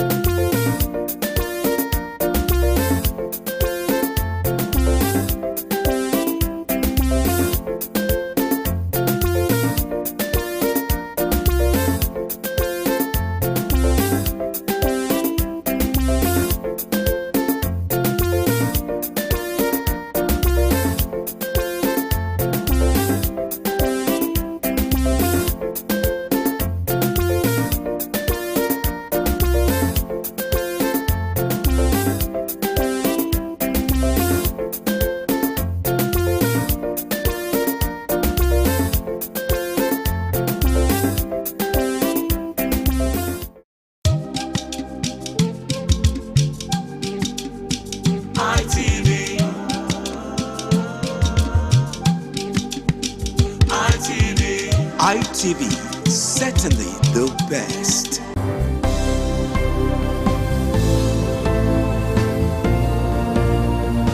Thank you very much for joining us on the program, Healthy Living. What is the kidney? The kidney is an excretory organ in the body, which is for metabolism. Tuberculosis affects many organs in the body, but the common ones it usually affects is the lungs. Epilepsy is a neurological problem. Okay. It is an injury in the brain which causes someone to begin to convulse, to go into fits. It is curable, but the cure is a long-term thing. If you eat well and avoid those risk factors that will make your immunity to be down, then the risk of contracting tuberculosis will be reduced. If you're healthy, then you're wealthy.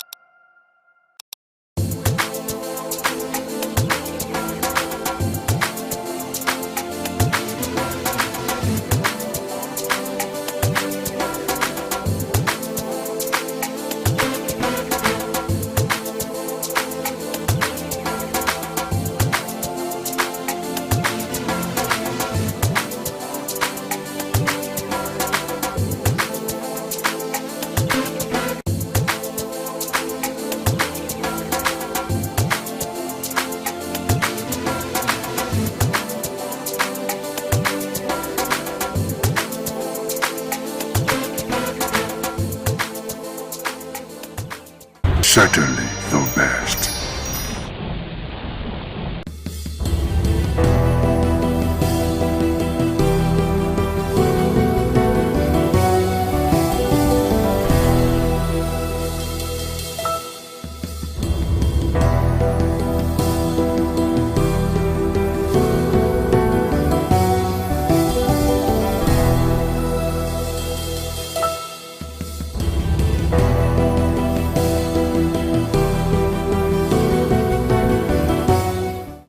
Hello viewers, welcome to Viewpoint on ITV. I am Caroline Okonji.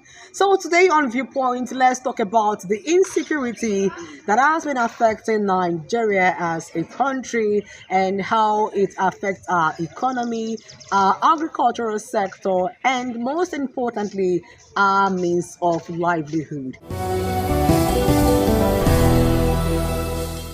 Security is the most important element if you are talking about whether state development or national development. No investment can thrive when there is no guaranteed security.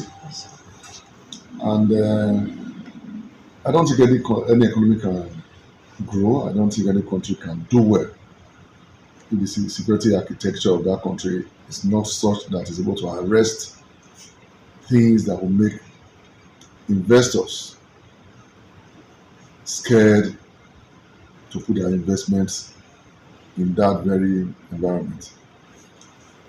And then on the issue of Donald Trump, some people say it's threatening Nigeria, but I don't think it's threatening Nigeria.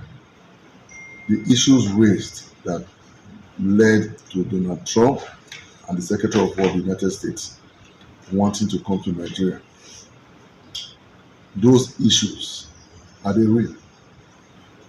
Those are the questions to ask. The killings, are they real? Is there massacre of people, whether Christians or non-Christians? I don't believe that the people that are doing it, that they are Muslims, because I don't know that Islam does not encourage killings.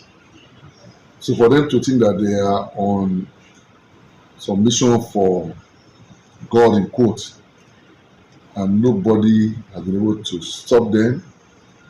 We have a country where the security agencies have not been able to curb these things for so many years. 8 years of Buhari is gone.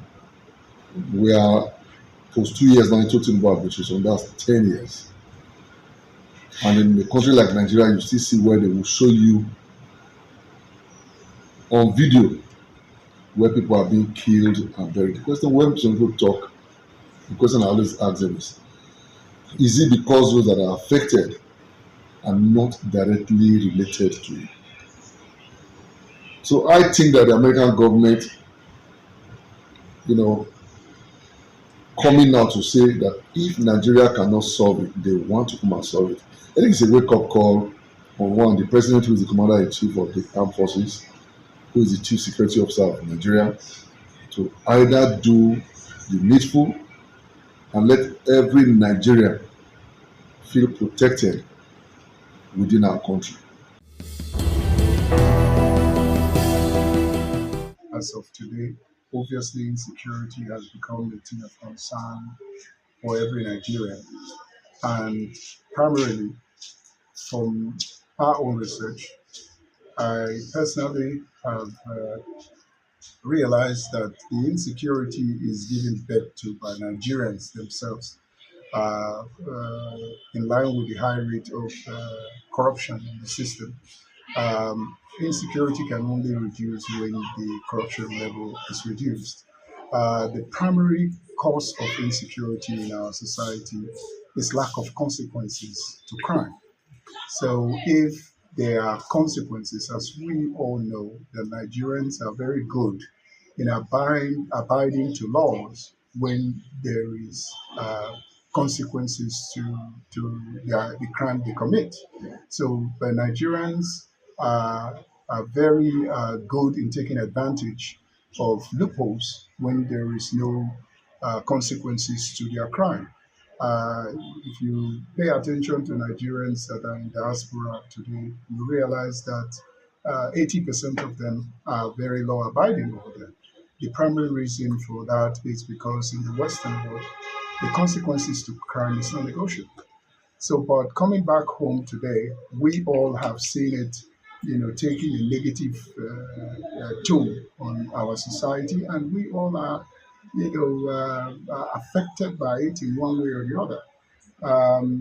Talking about foreign intervention to Nigeria, we all, I wouldn't say we all know, but for me, it is obviously clear that this was expected at a point. It's in two ways. One way is because of the applications of the current federal government, the steps they are taking to boycott American.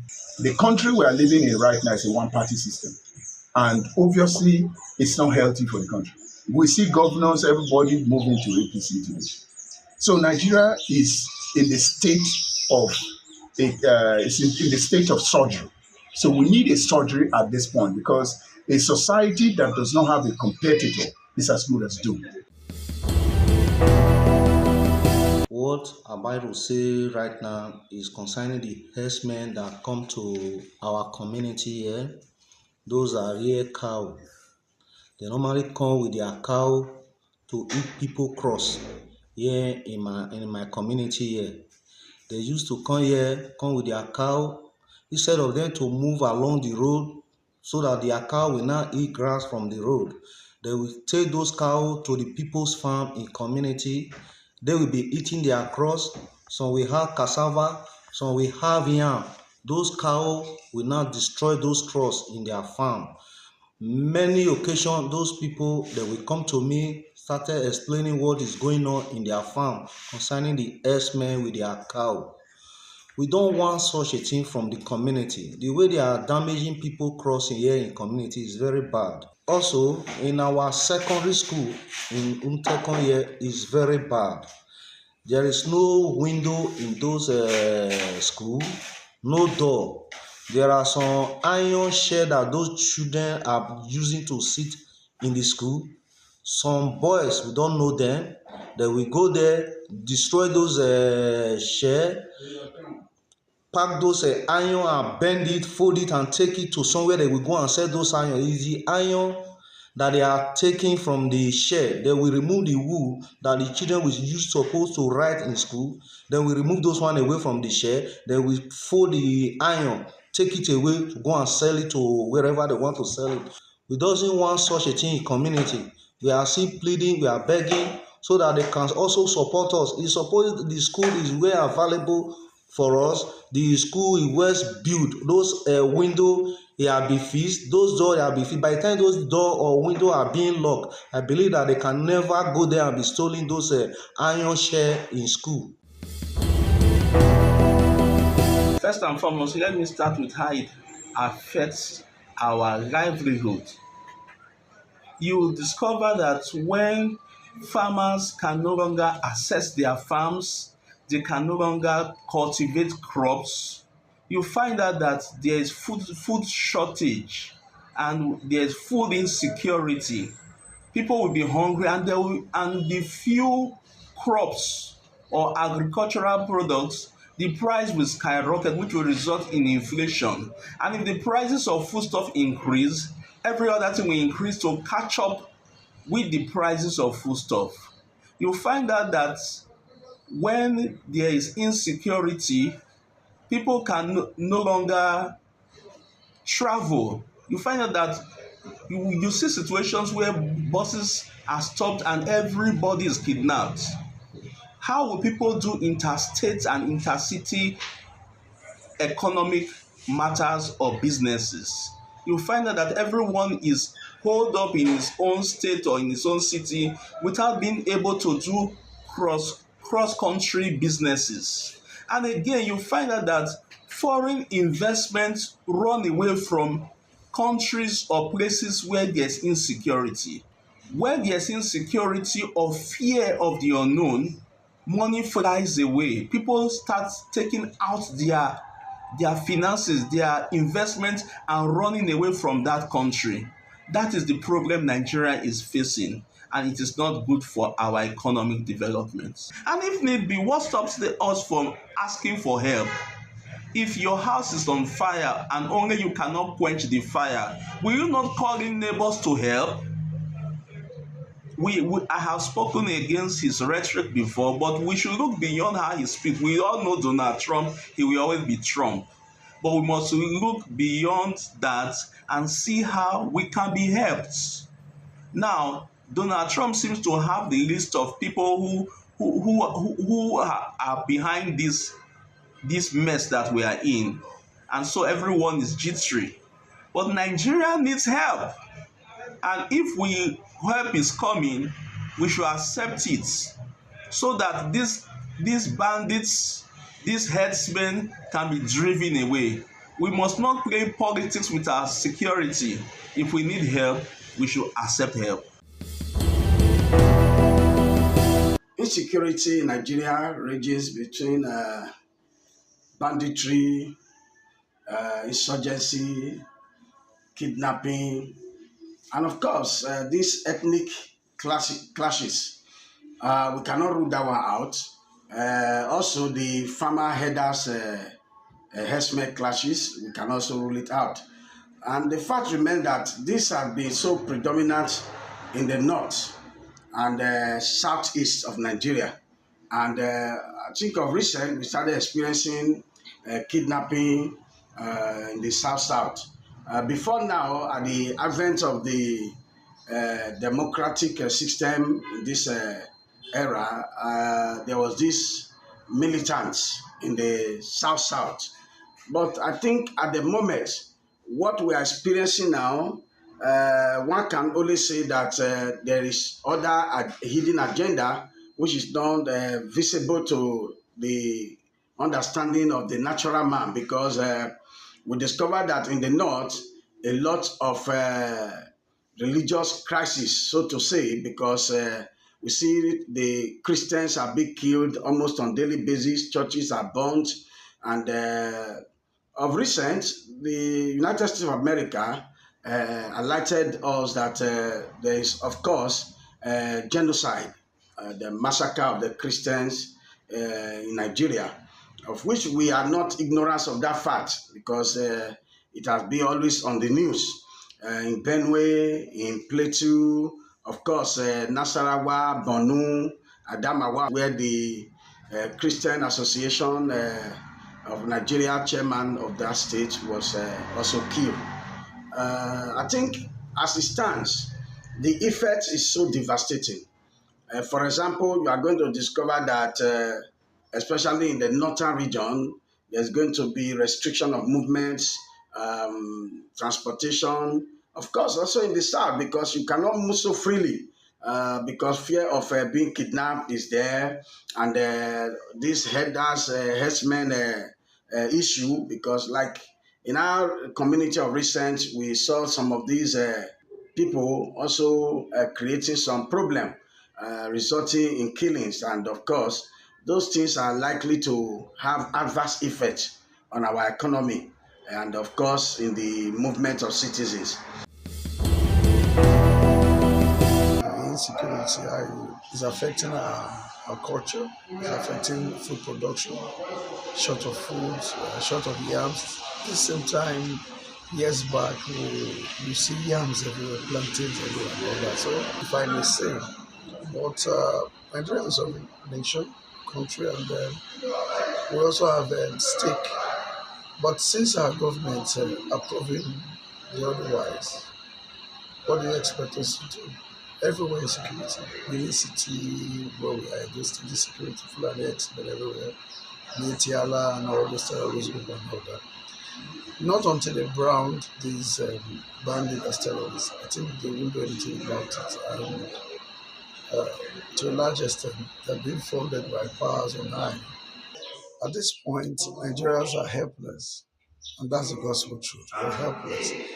The nation is on the standstill, nothing is working. Nothing at all is working. And so If now our president is beginning to wake up and ask for everywhere, it's the right call towards the right direction. They should wake up and do something. Because for too long, I think they're making, some persons are making profit out of this banditry and whatever is going on, this so-called Boko Haram and all that. How can you have in a nation, in a country that we are Nigeria, our nation, we have no other country, whether we travel to America, wherever, we're still Nigerians. Just imagine in this same nation we have Sharia law. Does it make any sense? I will say we want Nigeria. It doesn't make any sense. I don't know if we are Nigerians anymore. I don't know the right word to say. And I think the Northerners, it's high time they wake up to know we are Nigerians. We are one Nigeria, one nation. Nigeria is not for me alone, it's not for the North, it's not for the Igbos, it's not for the Yoruba, it's not for the Edos, it's not for the Shekiri or Jaws or whatever. It's for everybody. And when we wake up to that responsibility, I think and I believe Nigeria will go forward.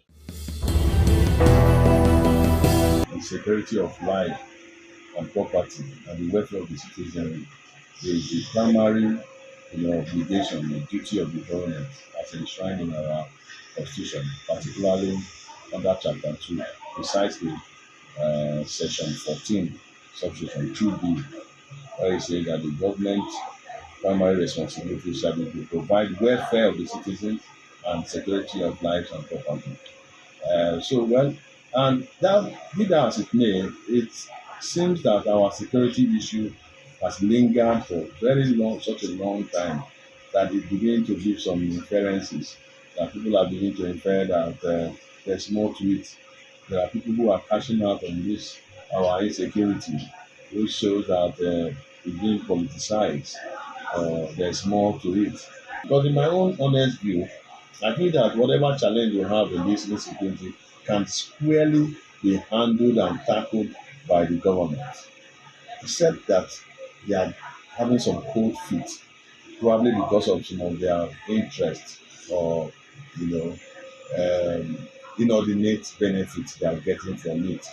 Otherwise, if they are set to tackle insecurity, who are these insurgents that you cannot suppress? But because there are political motives, there are selfish, objectives, there are people who are making it here and there. I mean, insecurity or kidnapping and banditry have come in the realms of billions now. They now ask people for ransom in billions, in hundreds of millions. So it has become very profitable to indulge in. So people have been encouraged to get into it because government has provided a veritable ground for it to fester.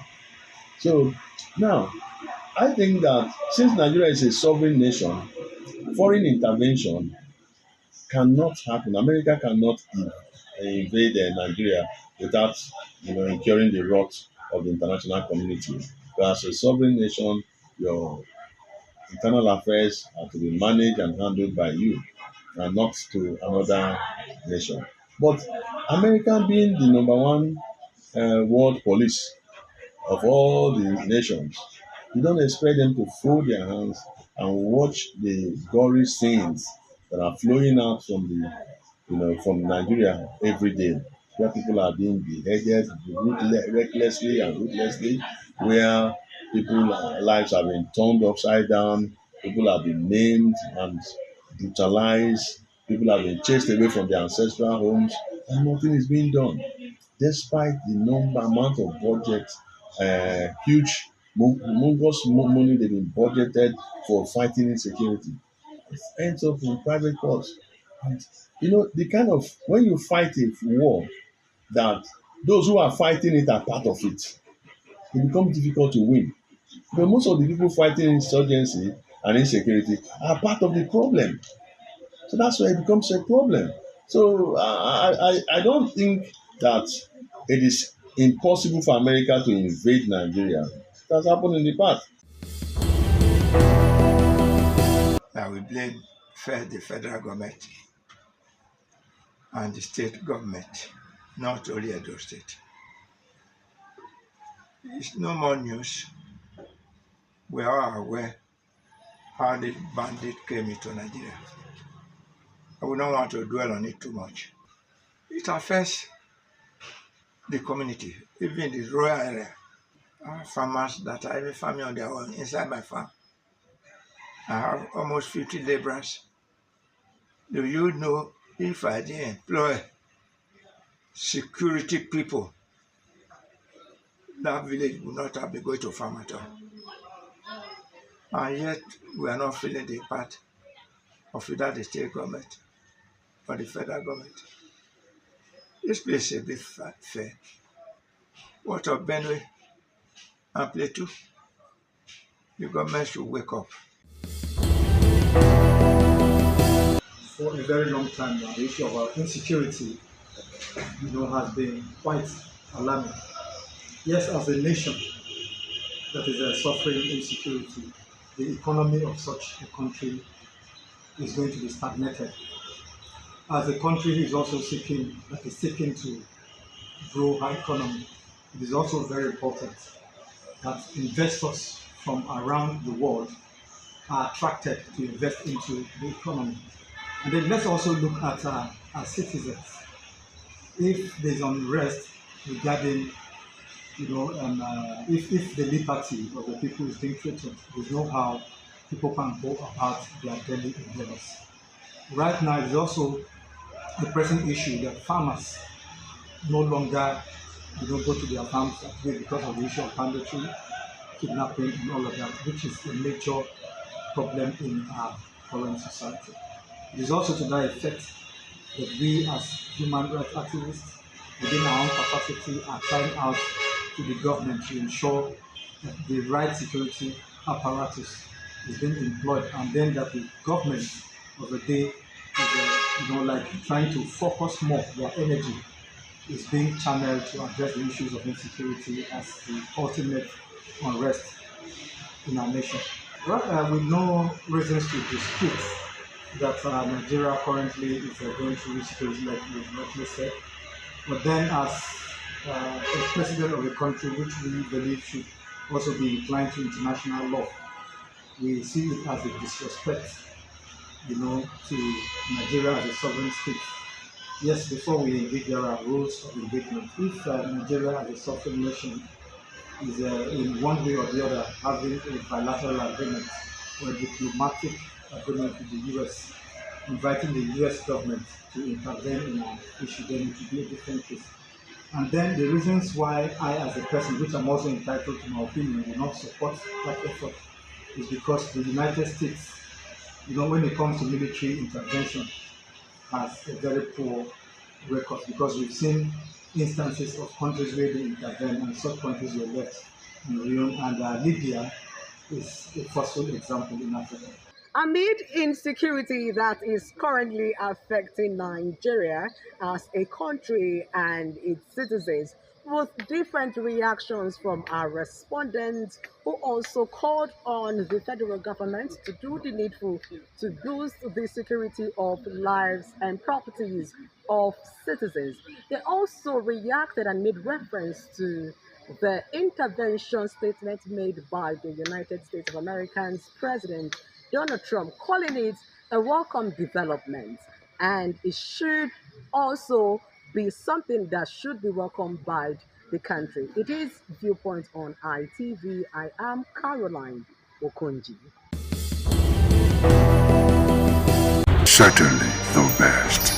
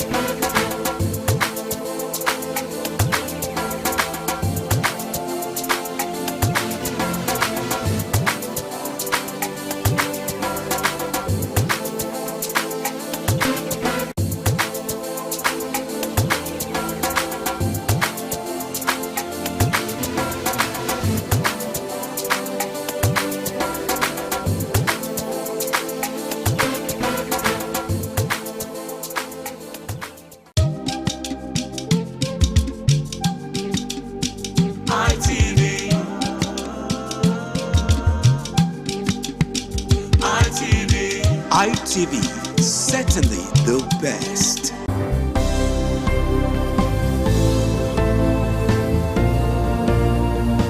Thank you very much for joining us on the program, Healthy Living. What is the kidney? The kidney is an excretory organ in the body, which is for metabolism. Tuberculosis affects many organs in the body, but the common ones it usually affects is the lungs. Epilepsy is a neurological problem. Okay. It is an injury in the brain which causes someone to begin to convulse, to go into fits. It is curable, but the cure is a long-term thing. If you eat well and avoid those risk factors that will make your immunity to be down, then the risk of contracting tuberculosis will be reduced. If you're healthy, then you're wealthy.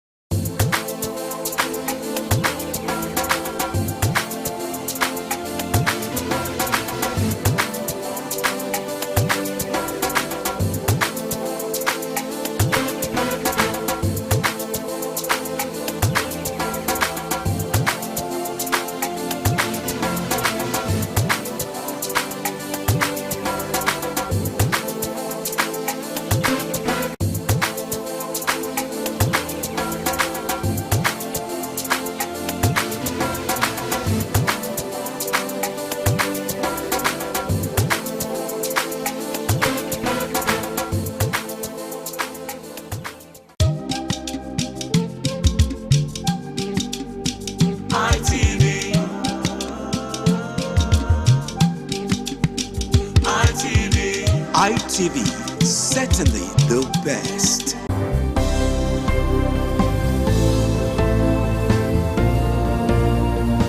Thank you very much for joining us on the program, Healthy Living. What is the kidney? The kidney is an excretory organ in the body, which is for metabolism. Tuberculosis affects many organs in the body, but the common ones it usually affects is the lungs. Epilepsy is a neurological problem. Okay. It is an injury in the brain which causes someone to begin to convulse, to go into fits. It is curable, but the cure is a long-term thing. If you eat well and avoid those risk factors that will make your immunity to be down, then the risk of contracting tuberculosis will be reduced. If you're healthy, then you're wealthy.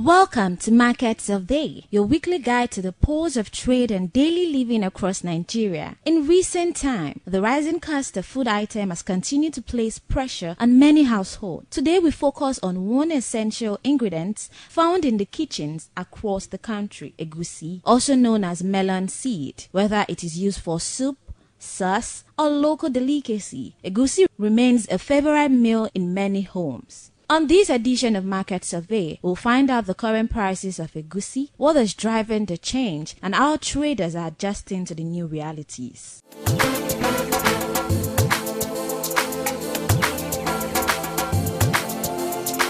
How the price of egusi now? But first, in general, it don't come down, maybe it don't go up.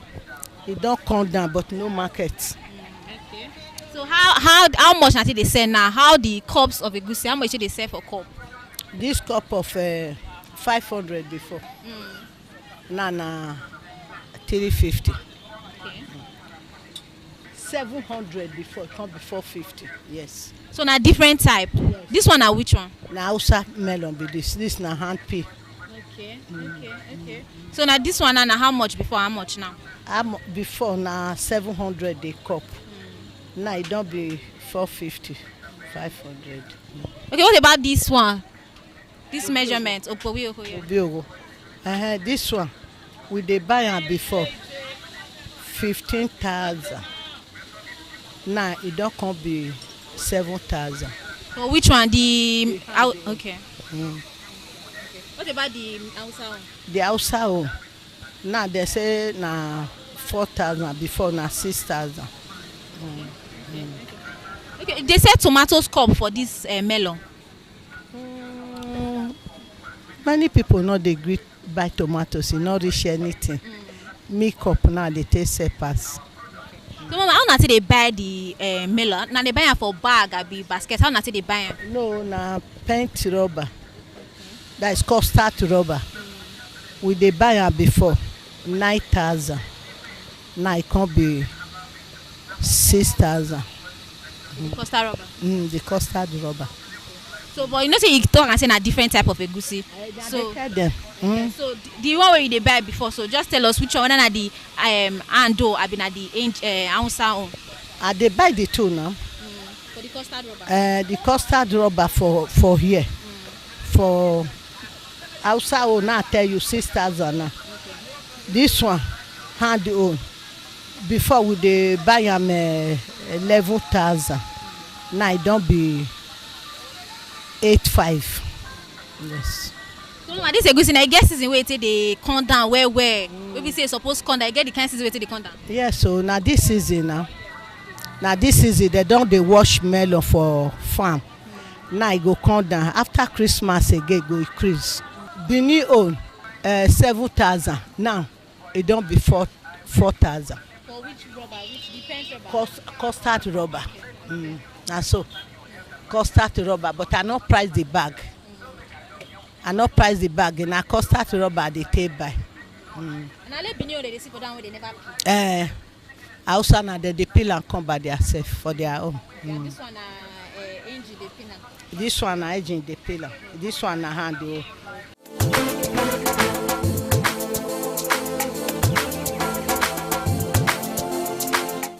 Egusi be now for market. Egusi see the way they never see change. How na say they carry an a bag, na pants? How na say they carry am for market? Now it depend on the thing. Who they carry, who they measure for the thing they buy. So it depend on how your money reach. So you can fit carry one bag, you can fit carry quarter of bag. So how much for those bags you want carry? If in case you want carry bag is 200. So. As you take up now you see taste to taste your own gain and the profit. So that's what you take do. So how much now they measure now for cup? Cup is 500, 600. Exactly. This one engine na 500. Hand pay na 600. The hand pay na the one they use and take pay. Yes. So that the two they different for different price. Yes. So now that this cup now this they measure. Yes, not like this. This one. This one if na engine, this one na 4,000.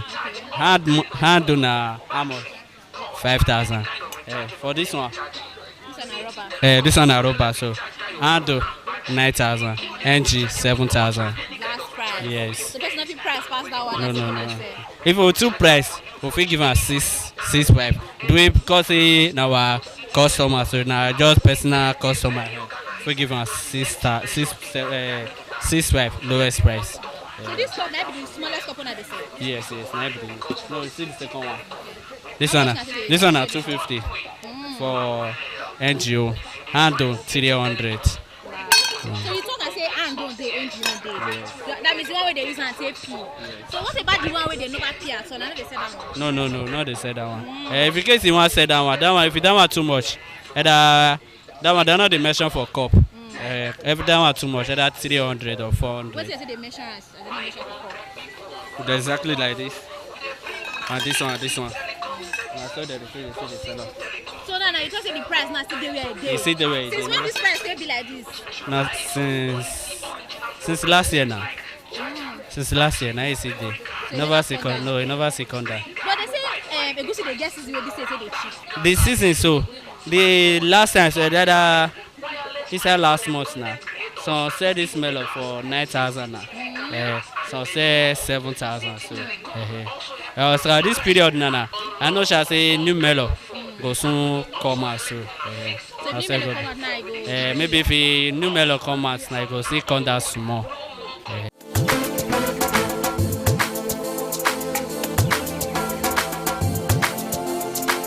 How the business of egusi for market?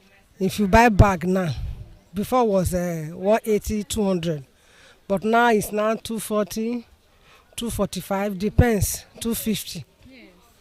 Now. So what about if you they measure for paint? How na say they buy am for market? Well, like now they sell paint 5,000. I don't know how much others say they sell their own. It can be 5,500, it can be 4,500, it can be 5,000. So apart from paint, other ones where they measure, how you take they measure am? Like we could be a one now. PCD could be a whole 2,500, some sell it 3,000, some sell it 2,800, depends on the person. And I still understand say it depends on the type of egusi. One are ant, one is aging. The handle you can get it 3,500, but this aging now is 2,500. So sell it 2,800, depends of the person. So not only that two type of egusi na dey. Yes. Okay. So apart from this one, how much did they measure for this rubber? Like this one is 5,000. So sell it 5,500. 5,000. Which one, the hand or the? The aging. Okay. The hand you can get it 7,500, 7,000. Depends of the person. Yes. So what about cup? How do they measure for cup? This cup is 400. This one is 400. And the hand though is 600. Why the aging is 400? Why the hand though there past the engine? Because it's human being that used to break it. Human being will take time and break it. And the aging, maybe a back can be broken in a minute. Well, okay. As now you might be now they break down with hand. Which one if you say they better part? The one where they break with hand or the one that they break with engine? The one they break with aging. It dey like the hand though, it dey thick than the aging oh. If you cook the hand though, it will thick. We have seeds inside. The aging will be so light. It's not, there's no difference in it. That's yeah. Well, na the same melon, just be say one. Yes, exactly. Yes.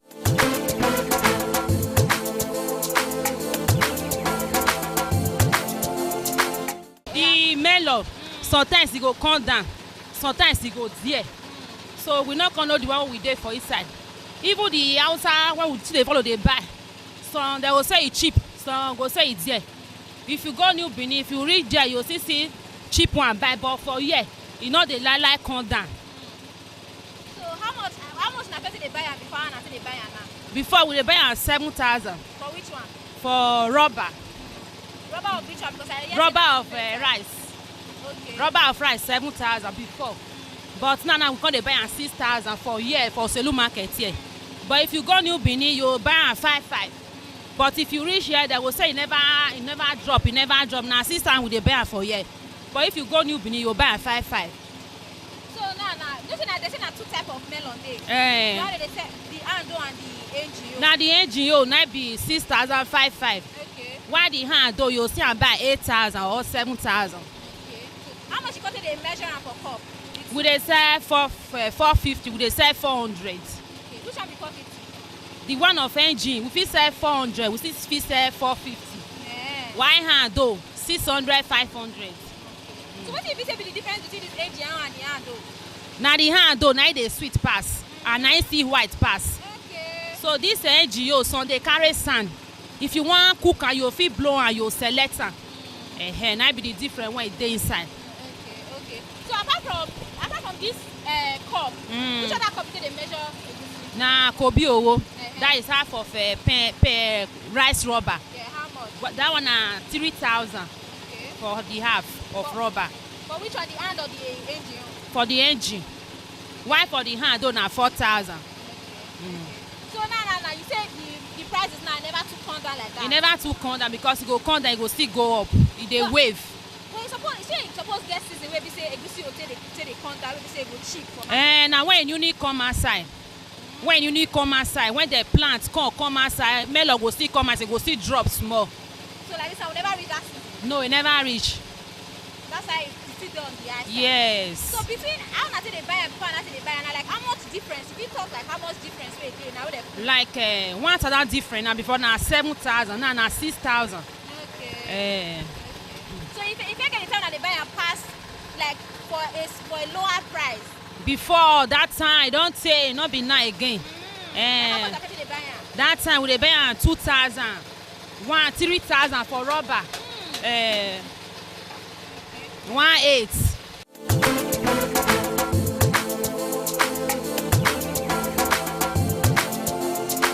Now they go up.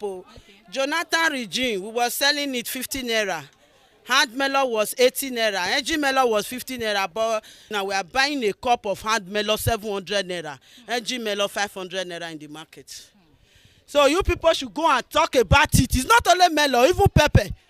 They carry for bag. Look at the bag over there. Now, do you see it? Yes. That bag of melon now, I'm buying it 360,000 naira. In a bag. Jonathan regime, I was buying it 32,000 naira at bag. That was there. So when we are in Buhari regime, and I start buying it 220,000 naira in a bag, we now started complaining. But now we're in Jagaba regime. We are buying it 360,000. Do you see the bag? That is the bag over there. I'm buying it in the market now 360,000 naira. Well, they say that the period of melon now, they say supposed to come down. That is the thing. Now we are saying come down. We buy it 400 and something thousand. We bought this particular bag 420, 430. But now we are in the period of melon. Now we are buying it 360. Look at the bag over there. Look at it. This is the melon bag. I'm buying it 360 in the market right now. If I transport it. You see it? In Jonathan regime, I was buying it at 32,000 naira. Jagaban regime, I bought it. Highest price is 120. Now I'm buying it 360 in the market. Yes, look at it now. Look at the evidence. I'm showing you the bag now. 360,000 naira I bought it.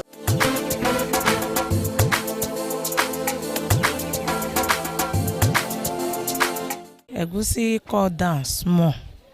I dey sell 450. I dey sell 400. I dey sell 450. I dey sell 400. How much did they carry it for market? Now bag they carry, be they measure? No, na measure. I dey measure. Because I no get money for bag. I dey measure. So that measurement, how much did they carry? That measurement, I dey carry am. The time wey be say I never know as it dey sell, I dey carry am 3,500. But now na 3,000. Okay. So how you say they can't measure am? Because now two type, ando and NGO. Hand you na dey front. There is the one wey dey back na NGO. That hand you 650. The NGO I dey sell 450, 400. For cup? Yes. Which other thing you they measure and which other side you they measure? Nah, just only this milk cup. Now you say they measure for the... Yes. So what if you say be the difference between that NGO and the hand? Different day because that NGO, that hand you jare, They cook am, they say they sweet pass edgy own. Na make am. So that one be the difference. Maybe can dear pass this other one because it's Yes, now how did they take break am? No be edgy. That's the way they break come for me na edgy. If you no break for me, I no go buy. Because that one wey be say they sell. Yes. They miss am. Okay. For market they miss am. But if that woman no break for me, I no dey buy. They miss am with which one? They go mix the two together. They go say na hand. But only hand you own. If that woman come, he break for me, I go buy. But if he finish, I no go buy again because they miss am. So how you got to know say they miss am? If I touch am, different day. Because if you touch hand you, it go shook your hand. But you, if they miss am, you put am for hand. You no go do anything. You just do like that. You no go chook your hand. You no go chook. Yes. But now what they miss now, of course, sell and the way they say hand price. Yes, now so that they go see their own for inside. As I buy, now I go sell, but I know they miss am. But they say now the season of egusi now with this. Yes, now. So why the price is still be like this? Suppose come down past this one.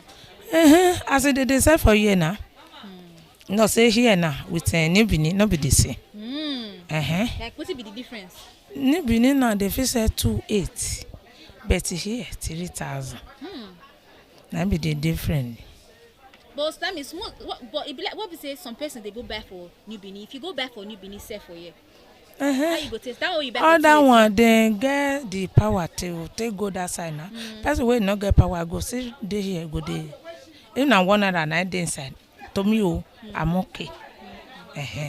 But some people they find big money for inside. As it talk, if na small money na dey inside for me, I'm okay. Na so it be.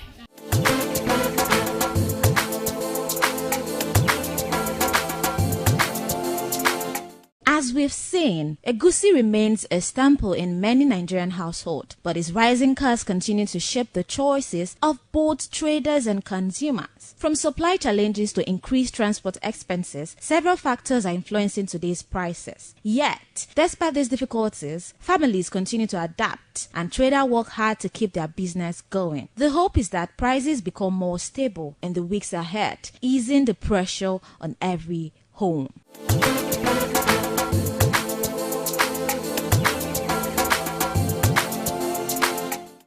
To the end of today's edition of Market Survey, and we've got to understand that the prices of egusi generally have increased compared to the fact that we are currently in the season. It is still on the high side. I've also got to understand that we have two types of egusi. We have hand egusi and we have machine egusi. I also get to understand that the one for hand is way expensive compared to the one of machine. And that is it on today's edition of Market Survey. I am Stephanie Notoriwa. Thank you so much for staying tuned.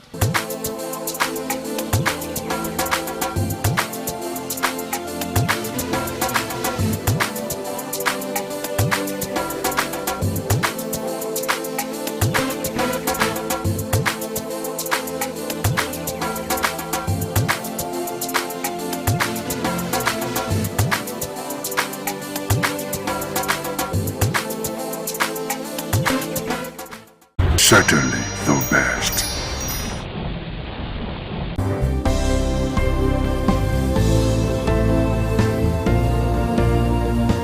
Thank you very much for joining us on the program Healthy Living. What is the kidney? The kidney is an excretory organ in the body, which is for metabolism. Tuberculosis affects many organs in the body, but the common ones it usually affects is the lungs. Epilepsy is a neurological problem. Okay. It is an injury in the brain which causes someone to begin to convulse, to go into fits. It is curable, but the cure is a long-term thing. If you eat well and avoid those risk factors that will make your immunity to be down, then the risk of contracting tuberculosis will be reduced. If you're healthy, then you're wealthy.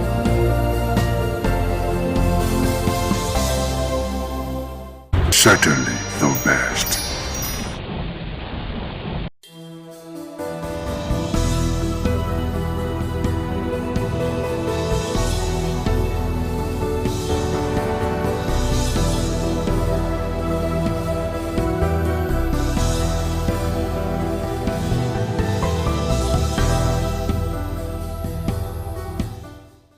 evening and welcome to Voices of Freedom. I am Stephanie Notoriwa. Tonight we confront a topic that pierces the heart of our humanity: child molestation. It is a crime often buried under silence, disguised by culture and protected by shame. But behind every silence lies a story, a child's cry unheard, a wound unseen, a life forever changed. One of those stories belonged to a little girl from Benue State, a girl named Ochanya Elizabeth Ogbanje. Her name has become a haunting reminder of what happens when a society looks away. At just 13 years old, Ochanya's life ended, not because of illness or accident, but because of years of sexual abuse at the hands of those she trusted most: her uncle, a lecturer, his son, a student, 2 men, 1 child, a horror hidden in plain sight.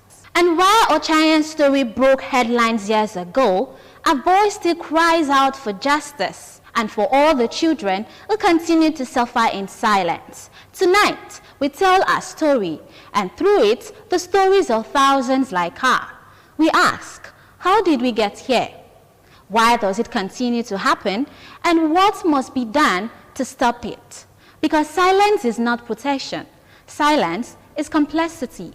As we begin tonight's story, I ask you not just to listen, but to feel, to imagine, to remember that every statistic has a name, a face, and a childhood stolen from its times. Stay with us as we revisit the story of Ochanya, a name that must never fade.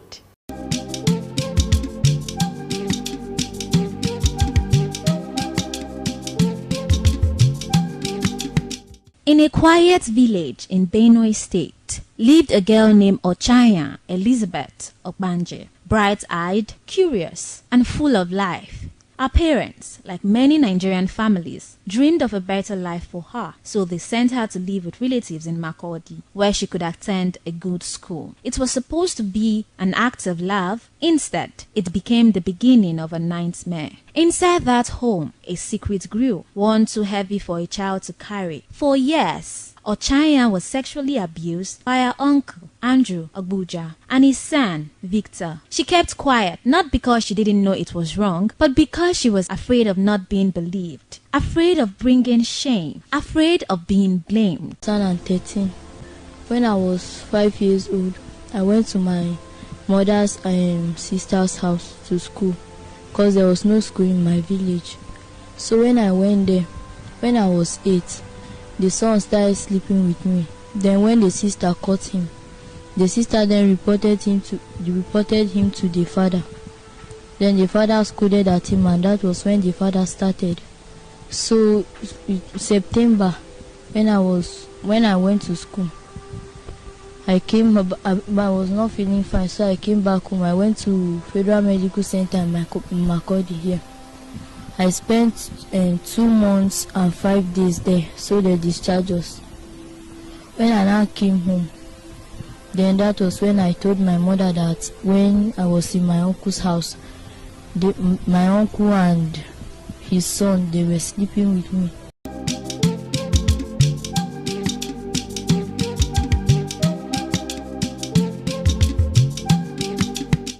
Like many victims, she was trapped by fear and silence. The abuse continued until her body could no longer bear the pain. She developed vesicovaginal fistula, a tear caused by severe trauma that left her inconsistent, sick, and in agony. When she was finally taken to the hospital, doctors discovered the truth. She told them everything. For the first time, she found her voice. But it was too late. On October 7, 2018, Ochanya died. She died, but her voice lived on. Nigerians took to the streets and to social media demanding justice. The hashtag Justice for Ochanya became a national outcry. Activists, lawyers, and citizens united, not just for Ochanya, but for every child who had been hurt and silenced. But justice in Nigeria moved slowly. Our alleged abusers faced trial. The son fled.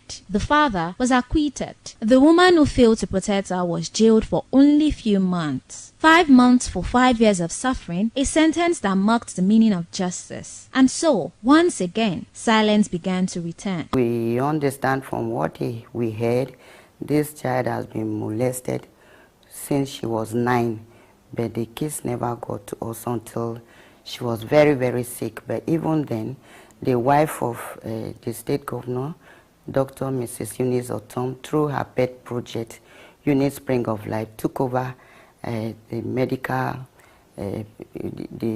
bills.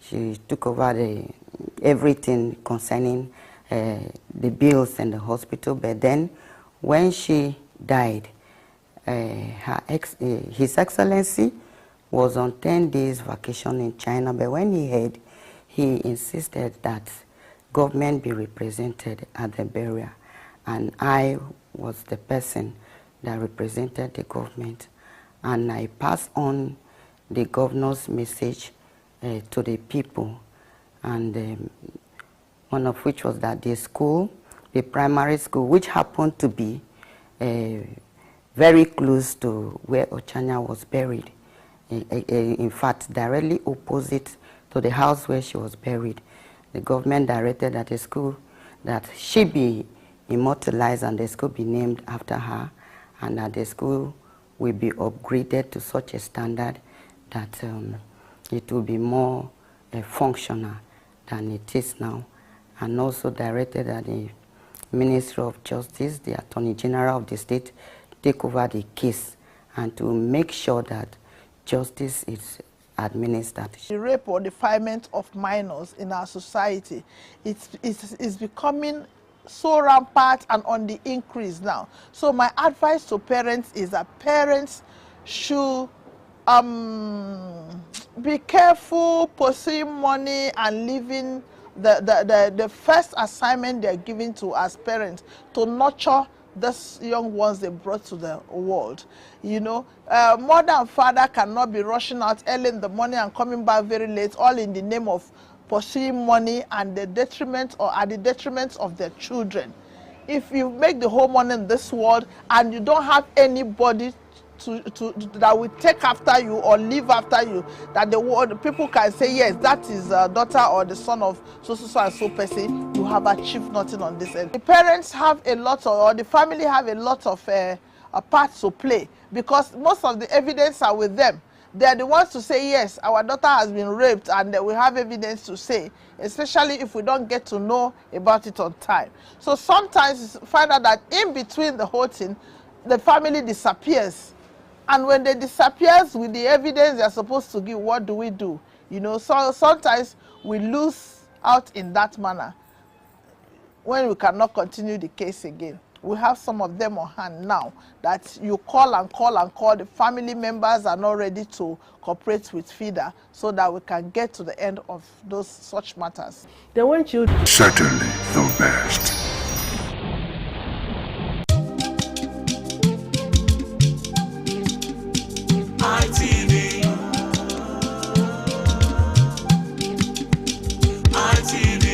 ITV, certainly the best. Certainly the best.